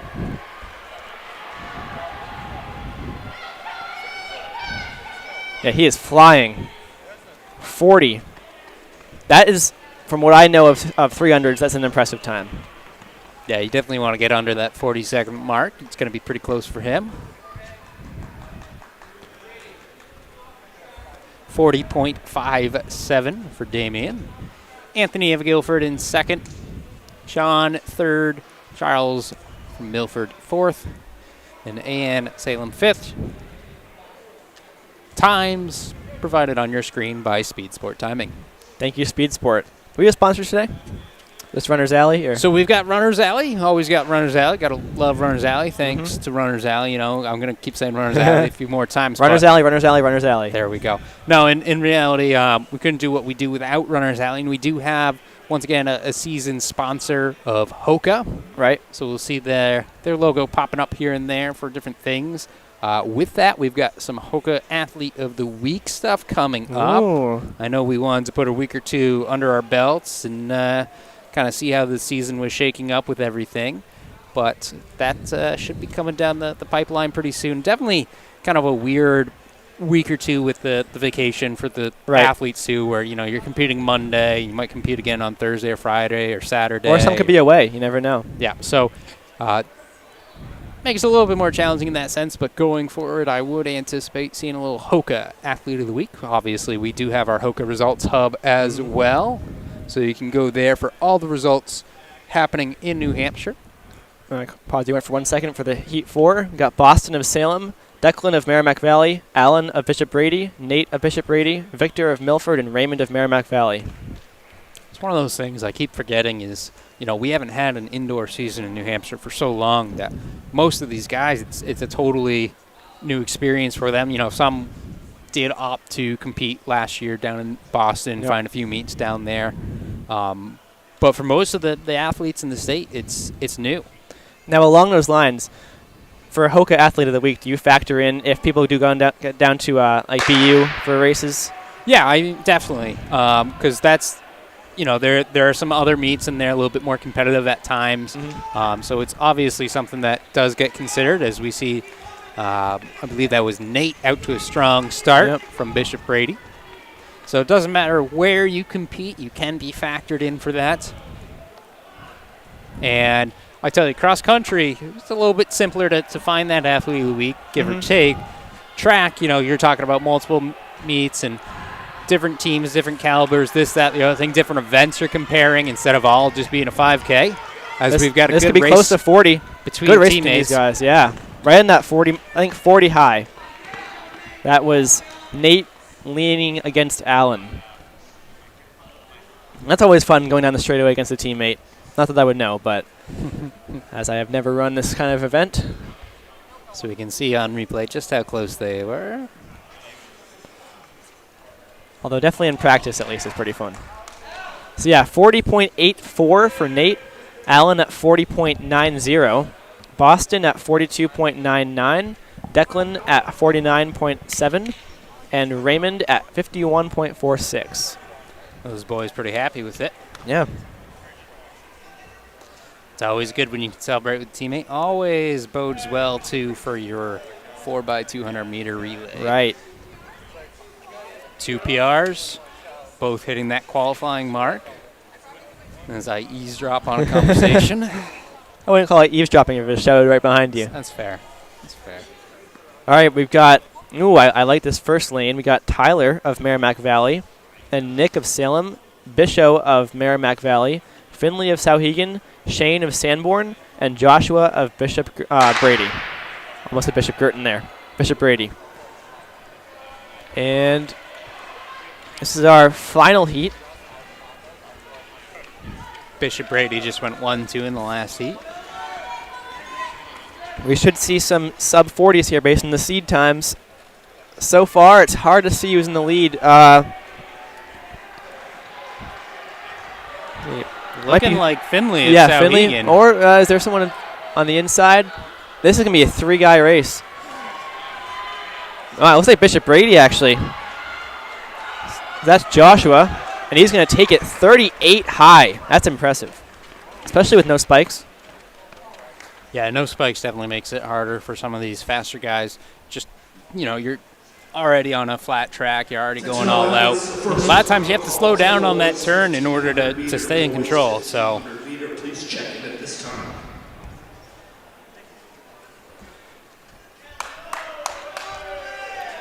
There we go. We had 3 times under that 40-second mark. So yeah, Joshua at 38.8, Shane at 39.66, Finley at 39.68, Tyler at 41.52, and Nick at 41.64. Caught Joshua flexing there. Again, don't blame him. So Bishop Brady, I'm thinking they're going to have a pretty good looking 4x2. Yeah, definitely. We got a lot of top guys. All right, on to the 1500. So we've got Lily Thomas of Salem, Maya of Bow, Caitlin of Messinic, Aaron of Messinic, Emma of Messinic, Reagan of Plymouth, Amelia of Messinic, Brielle of Messinic, and Olivia of Sanborn. So a lot of Messinic. So Lily Thomas coming in pretty far ahead of Maya Brochu.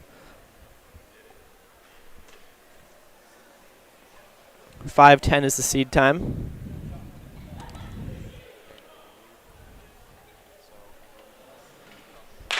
And there we go. So we'll see who takes it out. I'm going to guess that it's going to be Lily taking it out. But definitely names we heard before. So Lily Thomas, followed by Maya Brochu. And Messinic girls are packing up right behind them.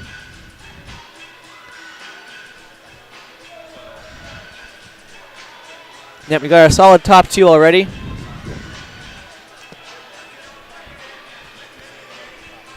So if I were Maya right here, I would definitely just sit right on Lily's back. 200 in, around 40 seconds. That's not a bad time at all.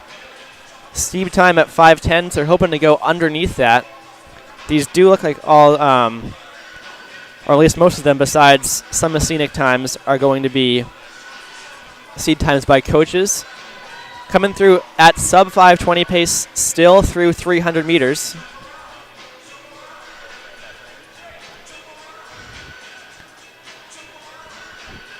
This should be a very exciting race. I'm guessing it'll stay like this for a while. I don't see why Maya would want the lead unless she wants to push the pace a little bit. At this point, they're at a pretty good pace. That's that 5 flat pace for 1500. Is 5:20 mile pace. So we should see them at 140 if they're keeping that pace up. And yep, going to be a little bit over that, it looks like. So still Lily, followed by Maya. And they both look pretty comfortable. Definitely pace is slow to tad, but they're still in a good spot.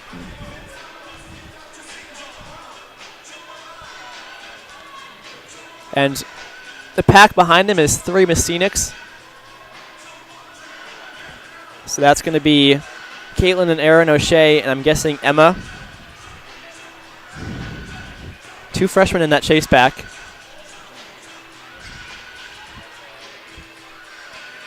And then we got still our leaders up front. Falling a little bit off that 5-minute pace. We are coming up towards halfway.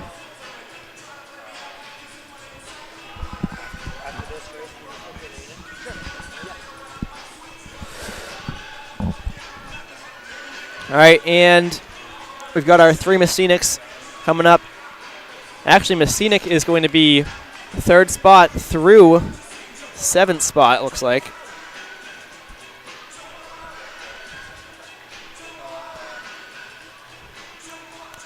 And so our leaders are coming through. Maya might want to make a move here. She's coming up right on her shoulder. Gonna swing wide in this corner, and they're going to hit, I believe it's going to be 900 meters at this point. And Maya has the lead over Lily.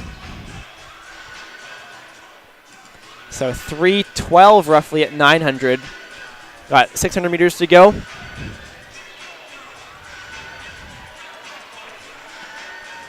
And there's a small gap forming. So Maya looks pretty comfortable. Maya's seed time was 5:30. She's definitely going to beat that. With 500 meters to go at 3:34. And now we're coming up to 400 left.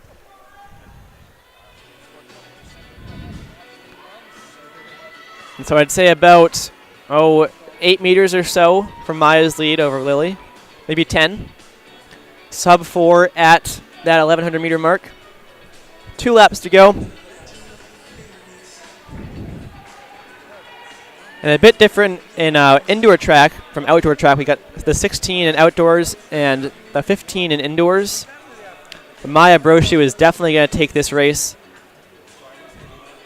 She has about half a straightaway of a lead now. She looks pretty strong coming with it to a lap to go. At 4:30. So it won't quite be that 5:10 that Thomas had coming into this. But Maya is definitely going to break her 5:30 seed time.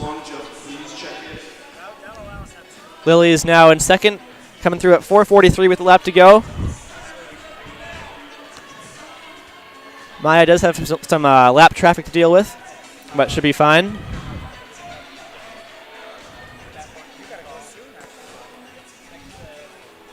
All right, and she's coming with 100 to go. 5 minutes right now. Head towards the straightaway. Should be around sub 5:20. 5:10 right now, and here she is. Strong finish. So yeah, going to be 5:17. Good finish for Maya Brochu. Lily Thomas at 5:26 roughly. All right, and Messinic coming through right after the other. Right around that 5:30 mark. Has pretty good pack running.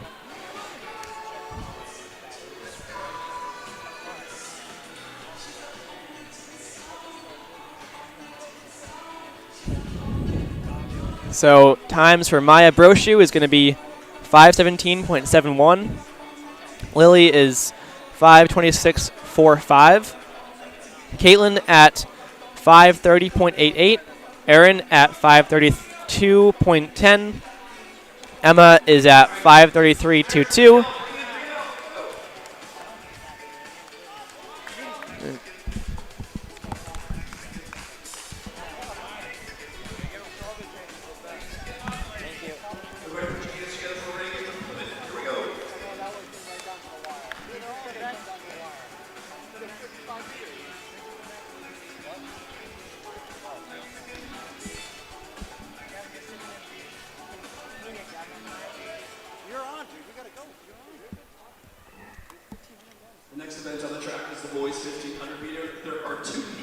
boys 1500 meter.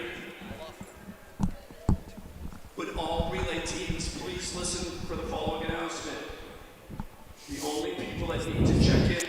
All right, for the boys 1500 meter, we have John Toscano of Salem, 5'10". We have two heats of the 1500. Sorry about that. Then we have Simon Bootcut of Kingswood. Then from Laconia, Alexander DeFossis, Matt Carpenter of Kingswood, Evan Christensen of Belmont, John Jennings of Sauhegan, David D'Angelo of Sanborn Regional, and Jack Nosey of Bow. So should be a great race today. Looks like it's going to be a race between John Toscano of Salem, who has a 5:10 seed time, and Simon Bootcut of Kingswood with a 5:14. And they just started. Gun went off. Looks like John Toscano is in the lead, taking it out.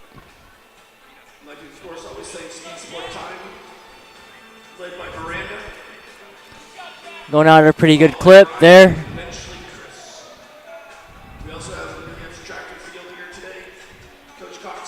Let's see what their first lap is.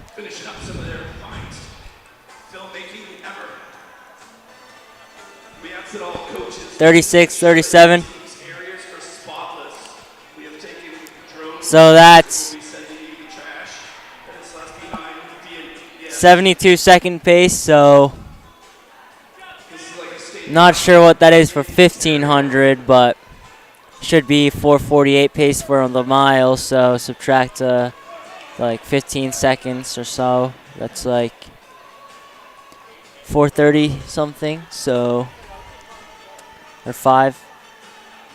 I don't know.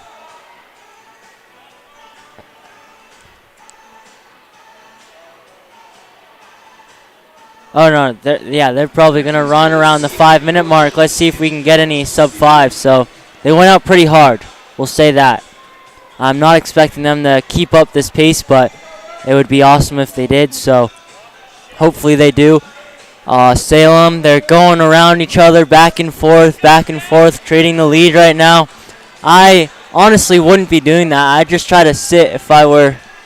Now it's Salem back in the lead. Oh, now it's Laconia just took back the lead. So, yeah, going back and forth. That's Alexander DeFossis, who just took the lead, pretty commanding. A little bit of a gap over Salem, but John Toscano is the best seed time in the heat. So, yeah, they both look really strong right now. Third place, we got Kingswood. I think he's running a pretty smart race. I wouldn't be surprised if he works his way back into this race, actually. He seems to just be running a steady pace. He has a pretty efficient stride, so we'll see if he can close it down throughout the race. Right now we have 4 laps to go, so still a lot of time to go in this race. That's 800 meters left, so yeah, they just hit the halfway mark, so yeah, it's still nothing much has changed, but I think that Simon Bootcut of Kingswood is gonna find his way back into this race. It looks like he's closing the gap very steadily. So is the rest of the race. So I think right now, I honestly think it's anybody's race. I think these two up top are battling it out, but I would not be surprised if Simon Bootcut of Kingswood, who's a sophomore, I would not be surprised if he came in and stole this race with how smart he's running right now. So we'll have to see. They're coming up on 400 meters to go, 2 laps on this 200-meter oval. Still battling it out. We got Salem running back into the lead. That's a strong move by John Toscano there. He's opening up a nice gap. Yeah, he's looking really good. I wouldn't. I think he's trying to put this race away right now. Looks like Alexander of Laconia, though, he might be in some trouble as the rest of the pack begins to reel him in slightly. But yeah, Salem just pulling away, looking really strong. 1 lap to go, 200 meters. And here comes the rest of the pack. They're coming strong, too. It'll be a fight for second place. It's all John Toscano now of Salem. He is kicking it in, looking strong. Just another day for John Toscano. Almost a 50-meter gap now.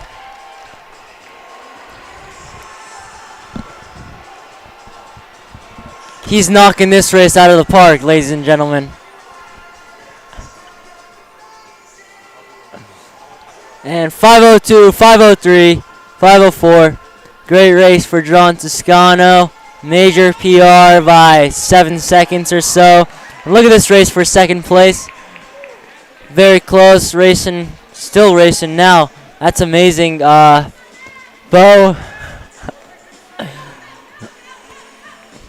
in Merrimack Valley.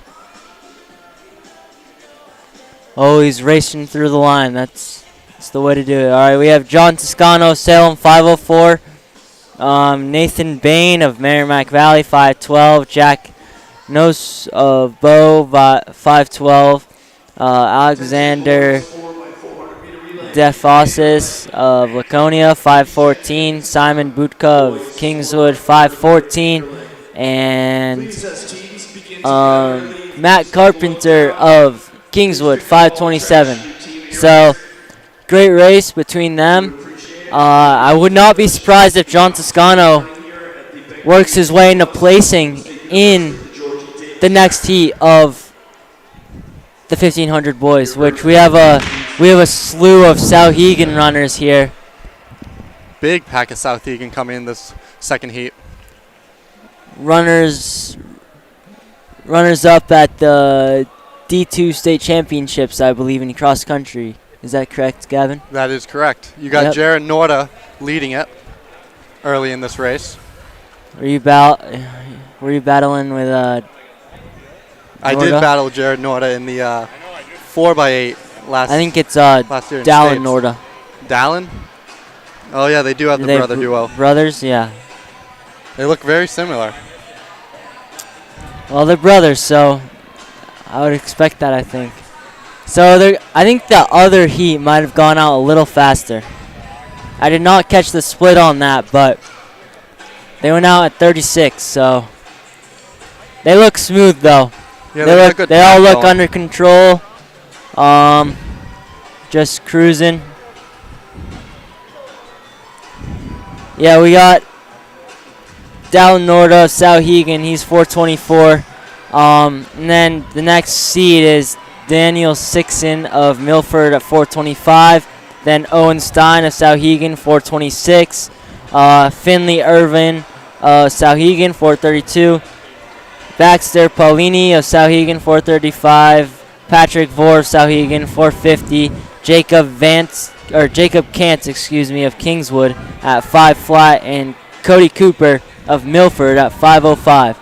So, yeah, 4:24. It's not a slow time. So, I'd be surprised if he can get that on this flat track, but they're moving now, so should be a close race between these Souhegan runners for sure.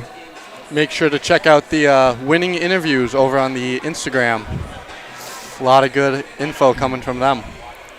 Get you in the minds of the winners of today's heats and okay, events. 205 through 800 meters. No, that's not right. That's not. They're about to come through 800 meters. That was not 800 meters. Yeah, that'd be 4:10 pace. All right, 2:24. So they're on 4:48 for the mile pace, but it's 1,500 meters. So I'm not sure what pace they're on for that, but it's probably like 4:30-ish. bet someone will go sub 4:30. But they're definitely gonna have to kick. So it's been, I think that's Dallin Norda in the lead, right? Is that correct? Yes, that is correct. Yeah, so he's been in the lead the whole time, just pushing. I mean, I think the lead is not a bad position to be in because it's just so hard to pass on these tight turns on the indoor track. I honestly would prefer the lead on the indoor track here because it's just so difficult to get around them. And then you can just control the race. And when you're trying to, this is like a meet in the middle of the season, so like you're probably not going to be going for any sort of like placement, mostly just going for the time. People trying to get qualifying times for states in this meet today. So yeah, we're coming up on 400 meters to go, or no, I think one lap. Yeah, Which would be 200 This will be meters. 1 lap to go. 1 lap to go, yep. Yeah, Barely 1 right. lap to go. Oh, they're starting to kick it down. I think that is Owen Stein, Sauhegan. Who is now taking the lead over Norda. PR of 4:26, so they're closing it down. This could be a pretty fast time. It's always they nice should to have be a right teammate around there. helping you push the final. Oh, yeah, they're moving. They're moving. And it seems like the closing kick of Stein will just be too See strong if he to can cover. break his PR, his seat time. 23, 424, 425, 426. Well under 27. 4:30. So, some great times here, breaking 4:30. Good show of fitness at such an early time in the season as well. So, yeah. Attention, boys. 4x400 meter, Kingswood. Kingswood, 4x400 meter runners. Kingswood. That's a great race right there. Coach, please check the seating table. Just 2 teammates, just like practice.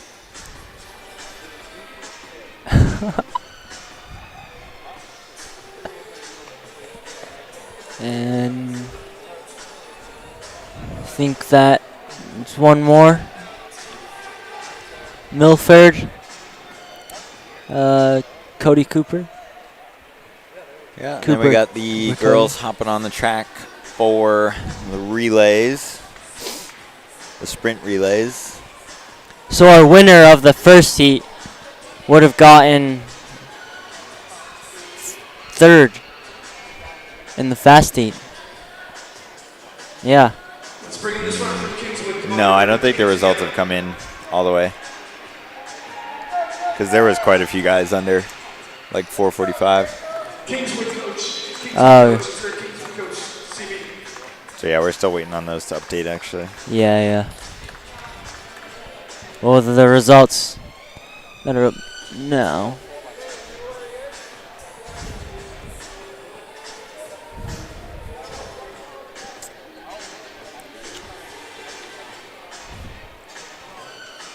All right, we got the girls relay teams coming on the track as the rest of those 1,500 times come in.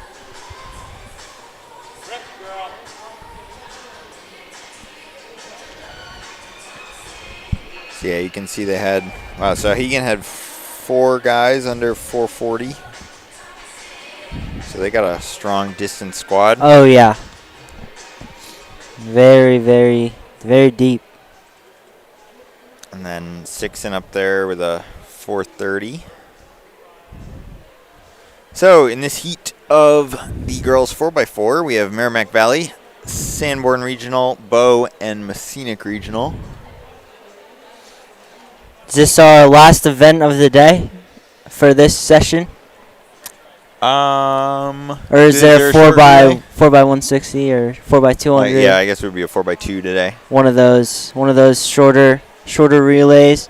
It's always good to end off the meets with a relay, get the crowd going, get all the teams together, and you're just throwing everyone in there, try to get a safe and fast qualifying time for the state meet. So Yeah, well, while it might not seem it, but these races are pretty important in the long run, just getting that time down and yeah. I'm trying to see what the... And they're off. I think it's a 2-lap stagger, Yeah. I believe. Is this a 4? Oh, yeah, 4x4, so.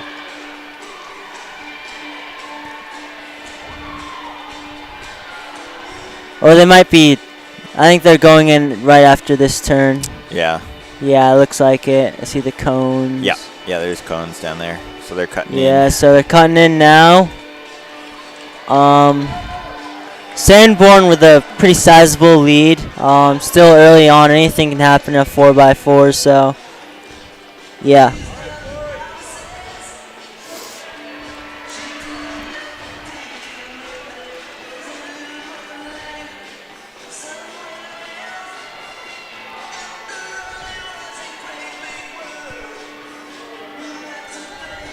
Oh, she's got a huge gap for a 400.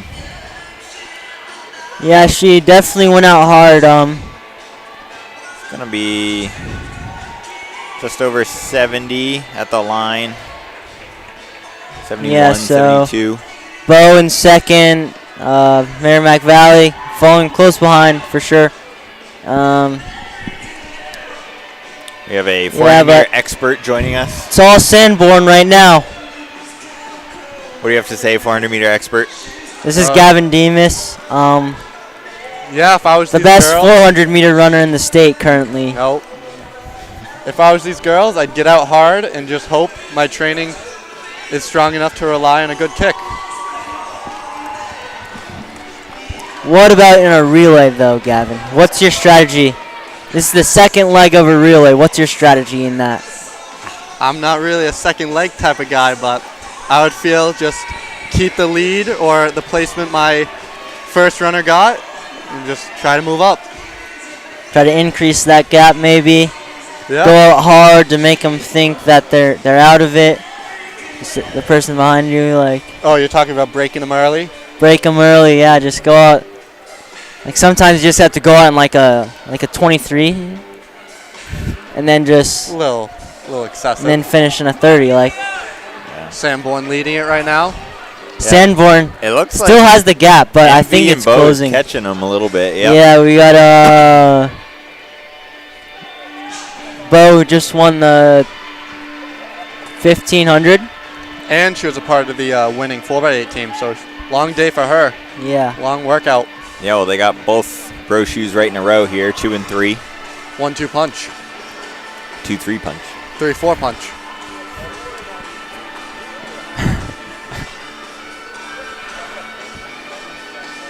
Yeah, Bo's closing. They've moved up to second. She is moving.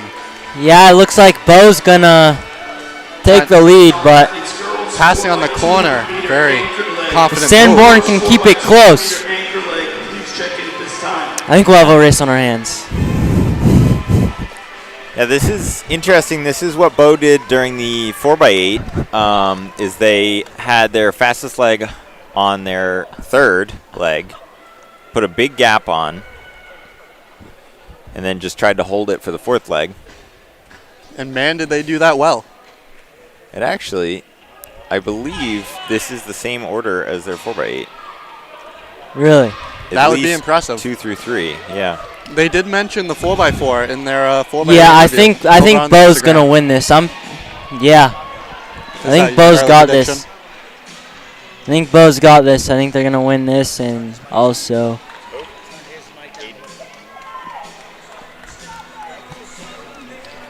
I think Bo's gonna win this one, like they did the 4x8. That'd be nice to double. Yeah. 4:22. Sanborn has not fallen off yet, though. They're still keeping strong. There's only one lap to go, though, so. Oh. Well, they're going after it. Unless something happens, I don't see Bo losing this. Yeah, and we saw Bo's Bo's anchor leg had a really good finish at the end of the 4x8. Yeah, there it is right now. See if they can break 5 minutes. And 4:57. Well under 5 minutes. 2 under 5 minutes, I think. 4:59. Yeah, I think or Sanborn, sorry, might have just made it under. Well, I gotta go get them, boys.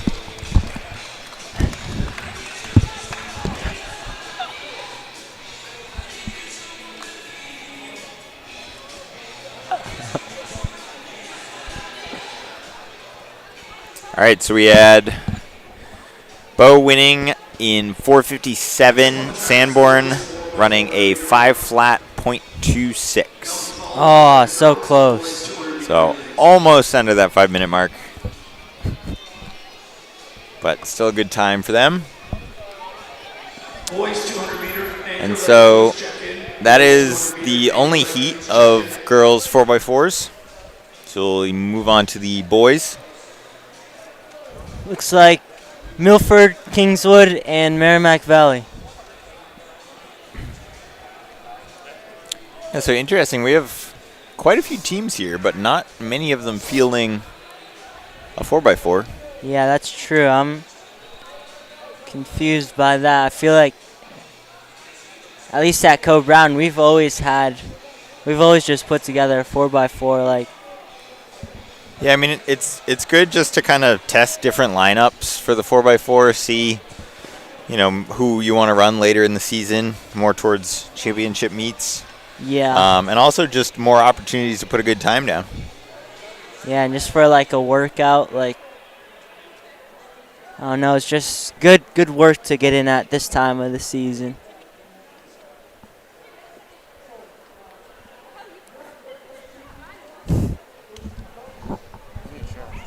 Gavin, what do you think? Gavin like Demas is once again joining us. Do you like to from put together 400s early in the season, or do you want to wait until? What, a 4x4 team? Yeah.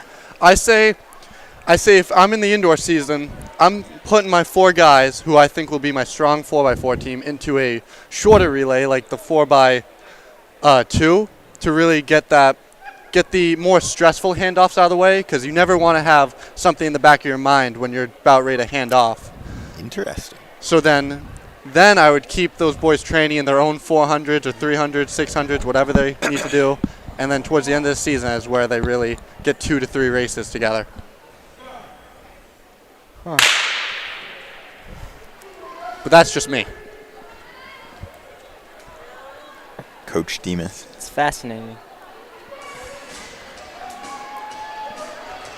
I do coach a little at the Nottingham Elementary School.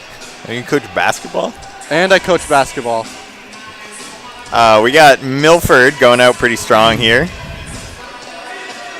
He's going with the break him He early. is hungry The question like the is, wolf. will it be too fast? in the He end? looks smooth. Kingswood and Merrimack Valley not far behind.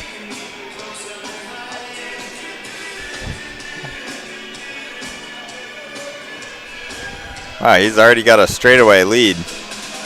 That's 50 meters, so that's a really good lead. He's going to have a good split right here. Guys, he's hungry like the wolf. About a 56. Cheering on his teammate. That's what we love to see. I mean, he's going out really fast. The compassion. Sometimes you don't want to get too hyped up for these, but I mean, yeah, sometimes you need it though. Looks like this second leg is our 1,000 winner from today. Congrats to him. Wow, he's going out fast. So let's see this 200 split. So he's going through in This is 126. So 29, 28, 29. yeah. So his teammate ran like 59. Yeah. So that was like a 27, I'd say.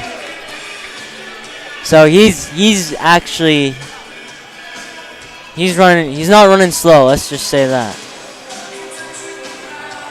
I think that's safe to say. Would you say, Gavin? Yeah, pretty much. Yeah, slowed down a bit on this lap, but it does not matter. They have a 100-meter lead now, so. I'm pretty impressed by the handoffs from our lead team. They've been real smooth, and they've kept their momentum going. They're pretty good for early in the season. That's true.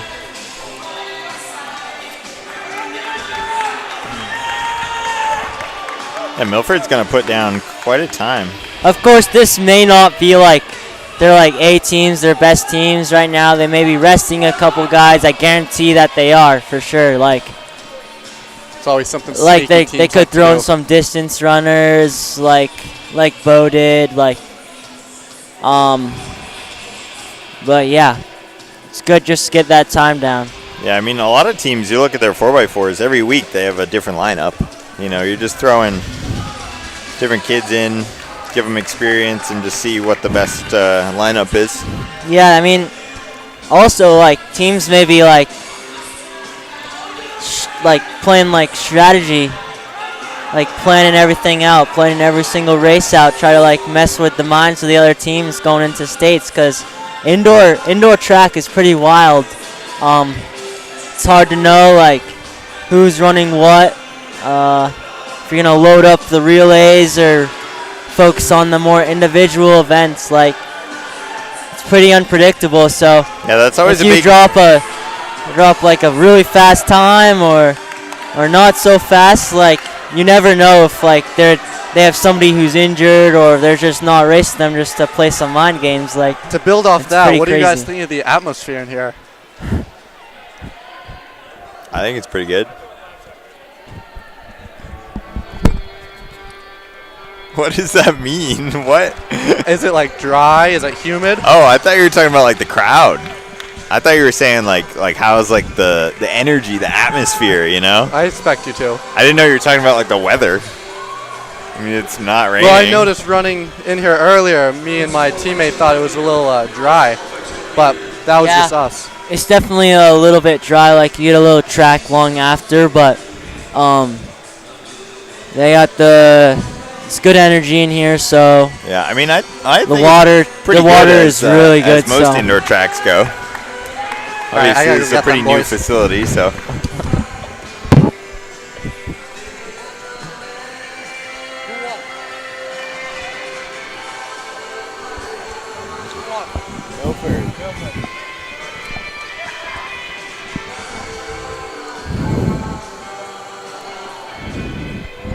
Milford win.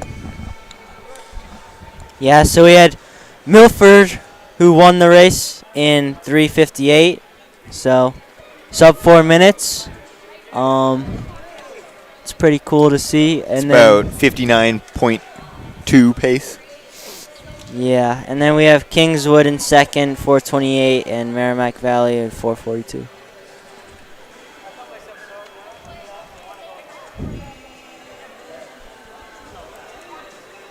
All right, now we got the 4x2s coming up. Looks like we have a few more teams in this one. Yeah, definitely.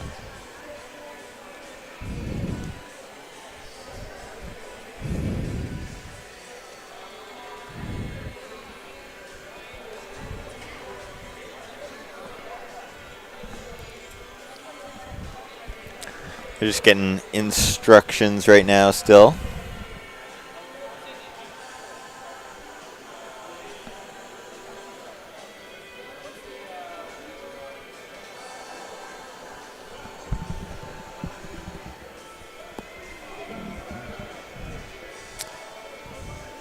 All right, we're lining up. We got, let's see, only 3 teams actually. Got Messinic, Belmont, and Winnisquam.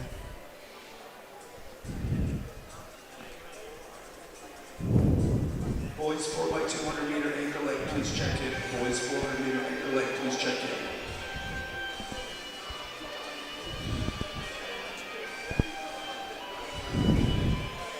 In the 4x200 meter relay, the lead leg will run in their lane the entire lap around the track.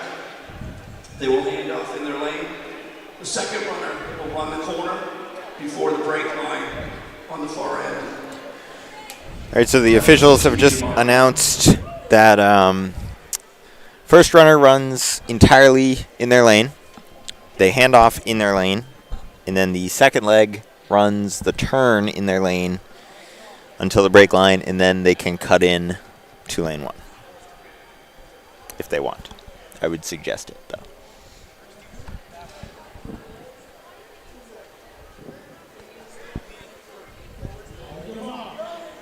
Four by 200 meter girls relay heat 1. I think we have 2 heats, so. Yeah, it looks like they split them up. 3 and 3. 3 and 3.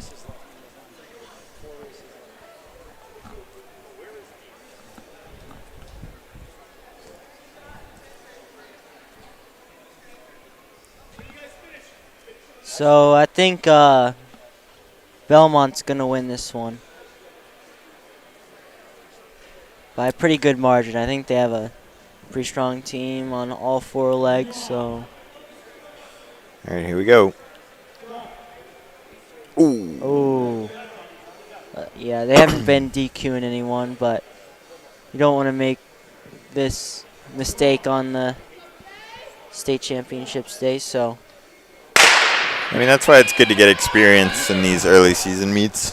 Yeah. Just so things like that don't happen, obviously, when you're fighting for a championship.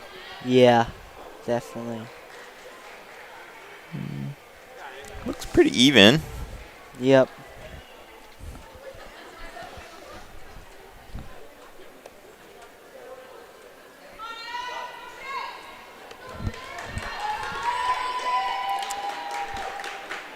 All right, they still have 1 turn of stagger left.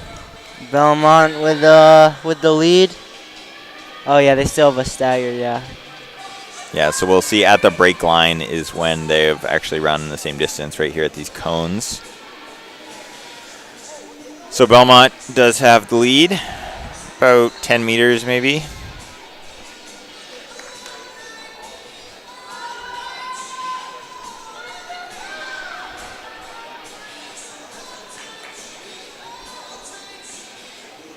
Going into the third leg, just over a minute. Yeah.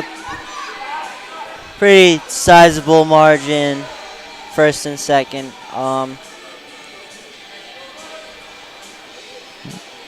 Yeah, but Still got, we'll see. Anything can happen. I think Winnisquam running in lane 2 still. Yeah, they need to cut in. That's someone better tell her that, because that's not. That won't be good. I think that makes it a little bit more than 200 meters. Yeah, but I mean, she still kept the same gap, but I don't know. I think it's over now. I think Belmont just is pulling away now. Yeah, especially judging by the foot speed of this anchor leg for Belmont. Yeah. They got it.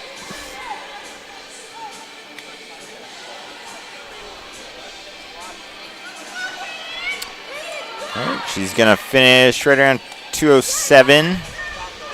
Yep, 207. Solid finish, 212 for Winnisquam. Belmont wins, Winnisquam second, and Messinic in third in around 220, so 222. So some good we'll times there. have to see how that winning time from Belmont 207.28 compares to the second heat. Yeah, I think it definitely has a shot at placing, maybe even winning. I don't know. Oh, well. You know what the seed time was on that? Let's see. Oh, I got it. They were seeded at 206. So they ran 207, so a second off. So, yeah, it's at the end of the meet. I think that's probably really good. So, yeah, I wouldn't be surprised if they won that. Yeah, I think this is a little mixed up just because some of these schools I think have seed times from a 4x160. Yeah, so that'd be quite difficult. So it'll be a little bit confusing. Yeah, so these 4 teams probably ran at UNH, so that's probably where they got their seed times. So that's how they divided up the right, heats. because so. all these teams have seed times of around 130.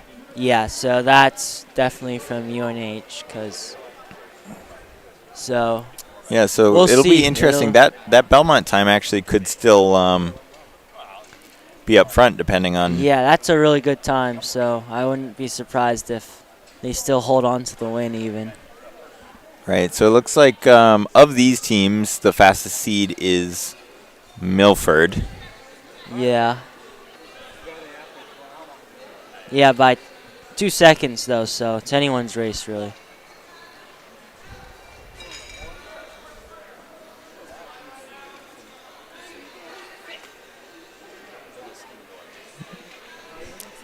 Our mobile cameraman over here.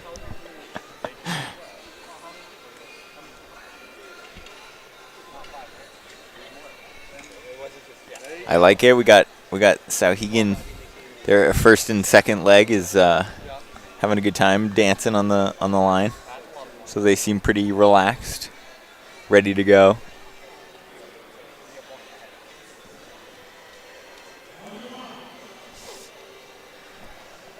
And they're off. They are not off. They're not off.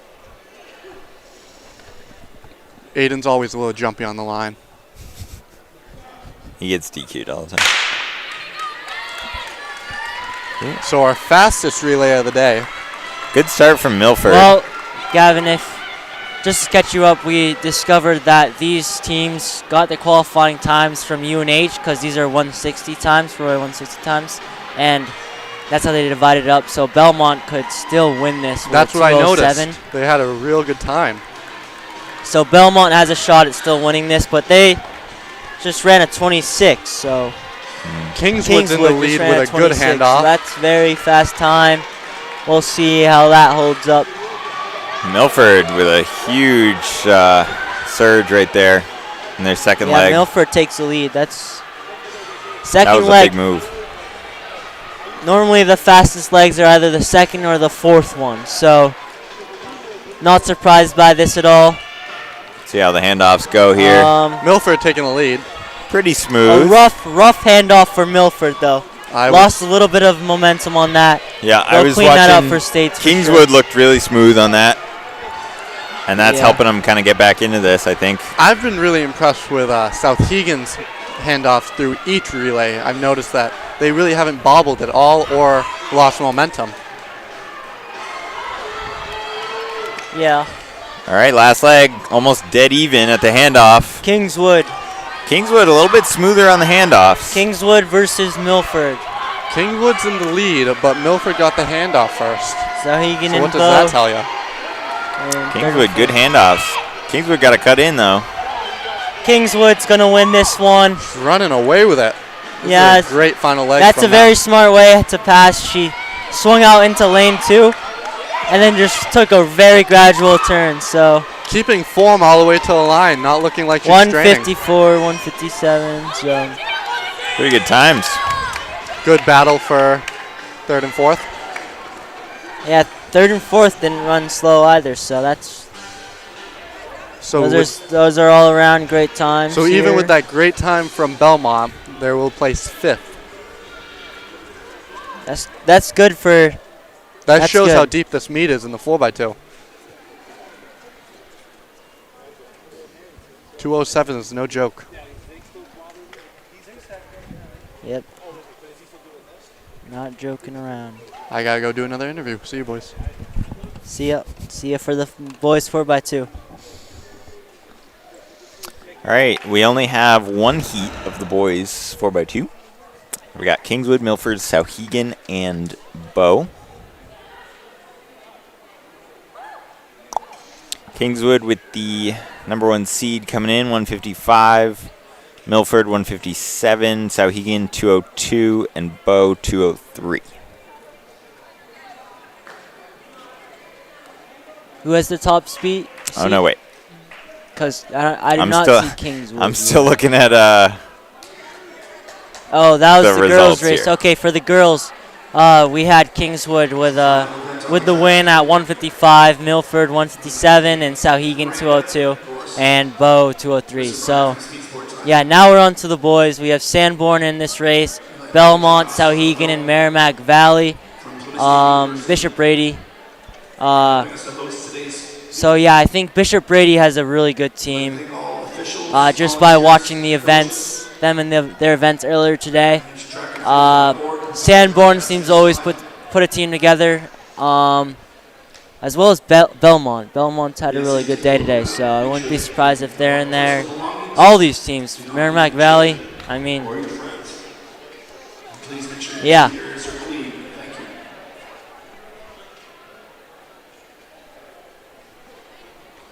Yeah, I think all these teams are a good shot. Does seem like Sanborn usually has a good sprinting program. They're always good Well, relays. our favorites are actually Merrimack Valley and Sauhegan at 120. So by the seed times, this should be a two-man race basically. Yeah, well, you never know though. Between Sauhegan and Merrimack Valley, but you never know who's racing in each relay. So.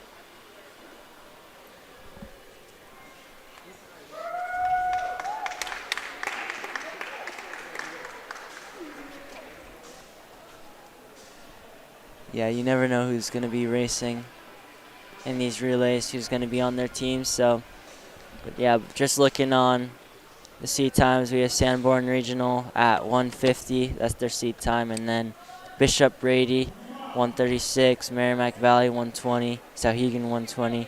Belmont, 147. So, pretty sizable gaps for a 4x200 meter relay. If they are all indeed 4x200 times, which... they may not. I think for boys it should be, yeah. Some teams deciding to go with blocks to start and some teams not. Yeah, I mean, they're going out pretty hard, so. I know Belmont's got an ace of a sprinter they're going to use. I think Bishop Brady's using him right now. Bishop Brady's going to hand off first They've here. made up the stagger. They've made up almost all the staggers besides Belmont, but. Yeah, they hand off first. Yep, then Belmont in second. Sauhegan just fell. Sauhegan's out. So that opens up. Hopefully Sauhegan had okay. our second fastest seed time coming into today. Hopefully they can. Belmont had a pretty rough handoff on that one as well. Looks like they're okay, but. Okay, now I hate to see it, but those flats might do that to you. And it's just such a high, intense relay. Theoretically, Merrimack Valley should take this, but Bishop Brady's taking it to him. They just had a little off handoff, so Merrimack Valley smells blood in the water. Yeah. I would say I think Belmont would be in this if they had better handoffs. Yeah. That's a bold prediction, but I like it. Well, they had some pretty rough. Their second and third handoffs were pretty rough. Let's see what they do here. And they handed off in second.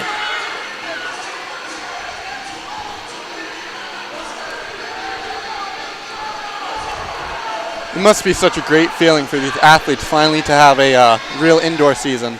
I know only the seniors have felt what it really feels like to have a real indoor season. Yeah, I mean that means also you have a lot of inexperienced athletes. 142. So that's fast time. Yeah, I think the Sauhegan and Merrimack Valley times were 160 times. Probably most of these were. But yeah, we're signing off for the first session here at the Bank of New Hampshire Field House here in Thank you for Plymouth watching. University. So thank you for watching. See you later.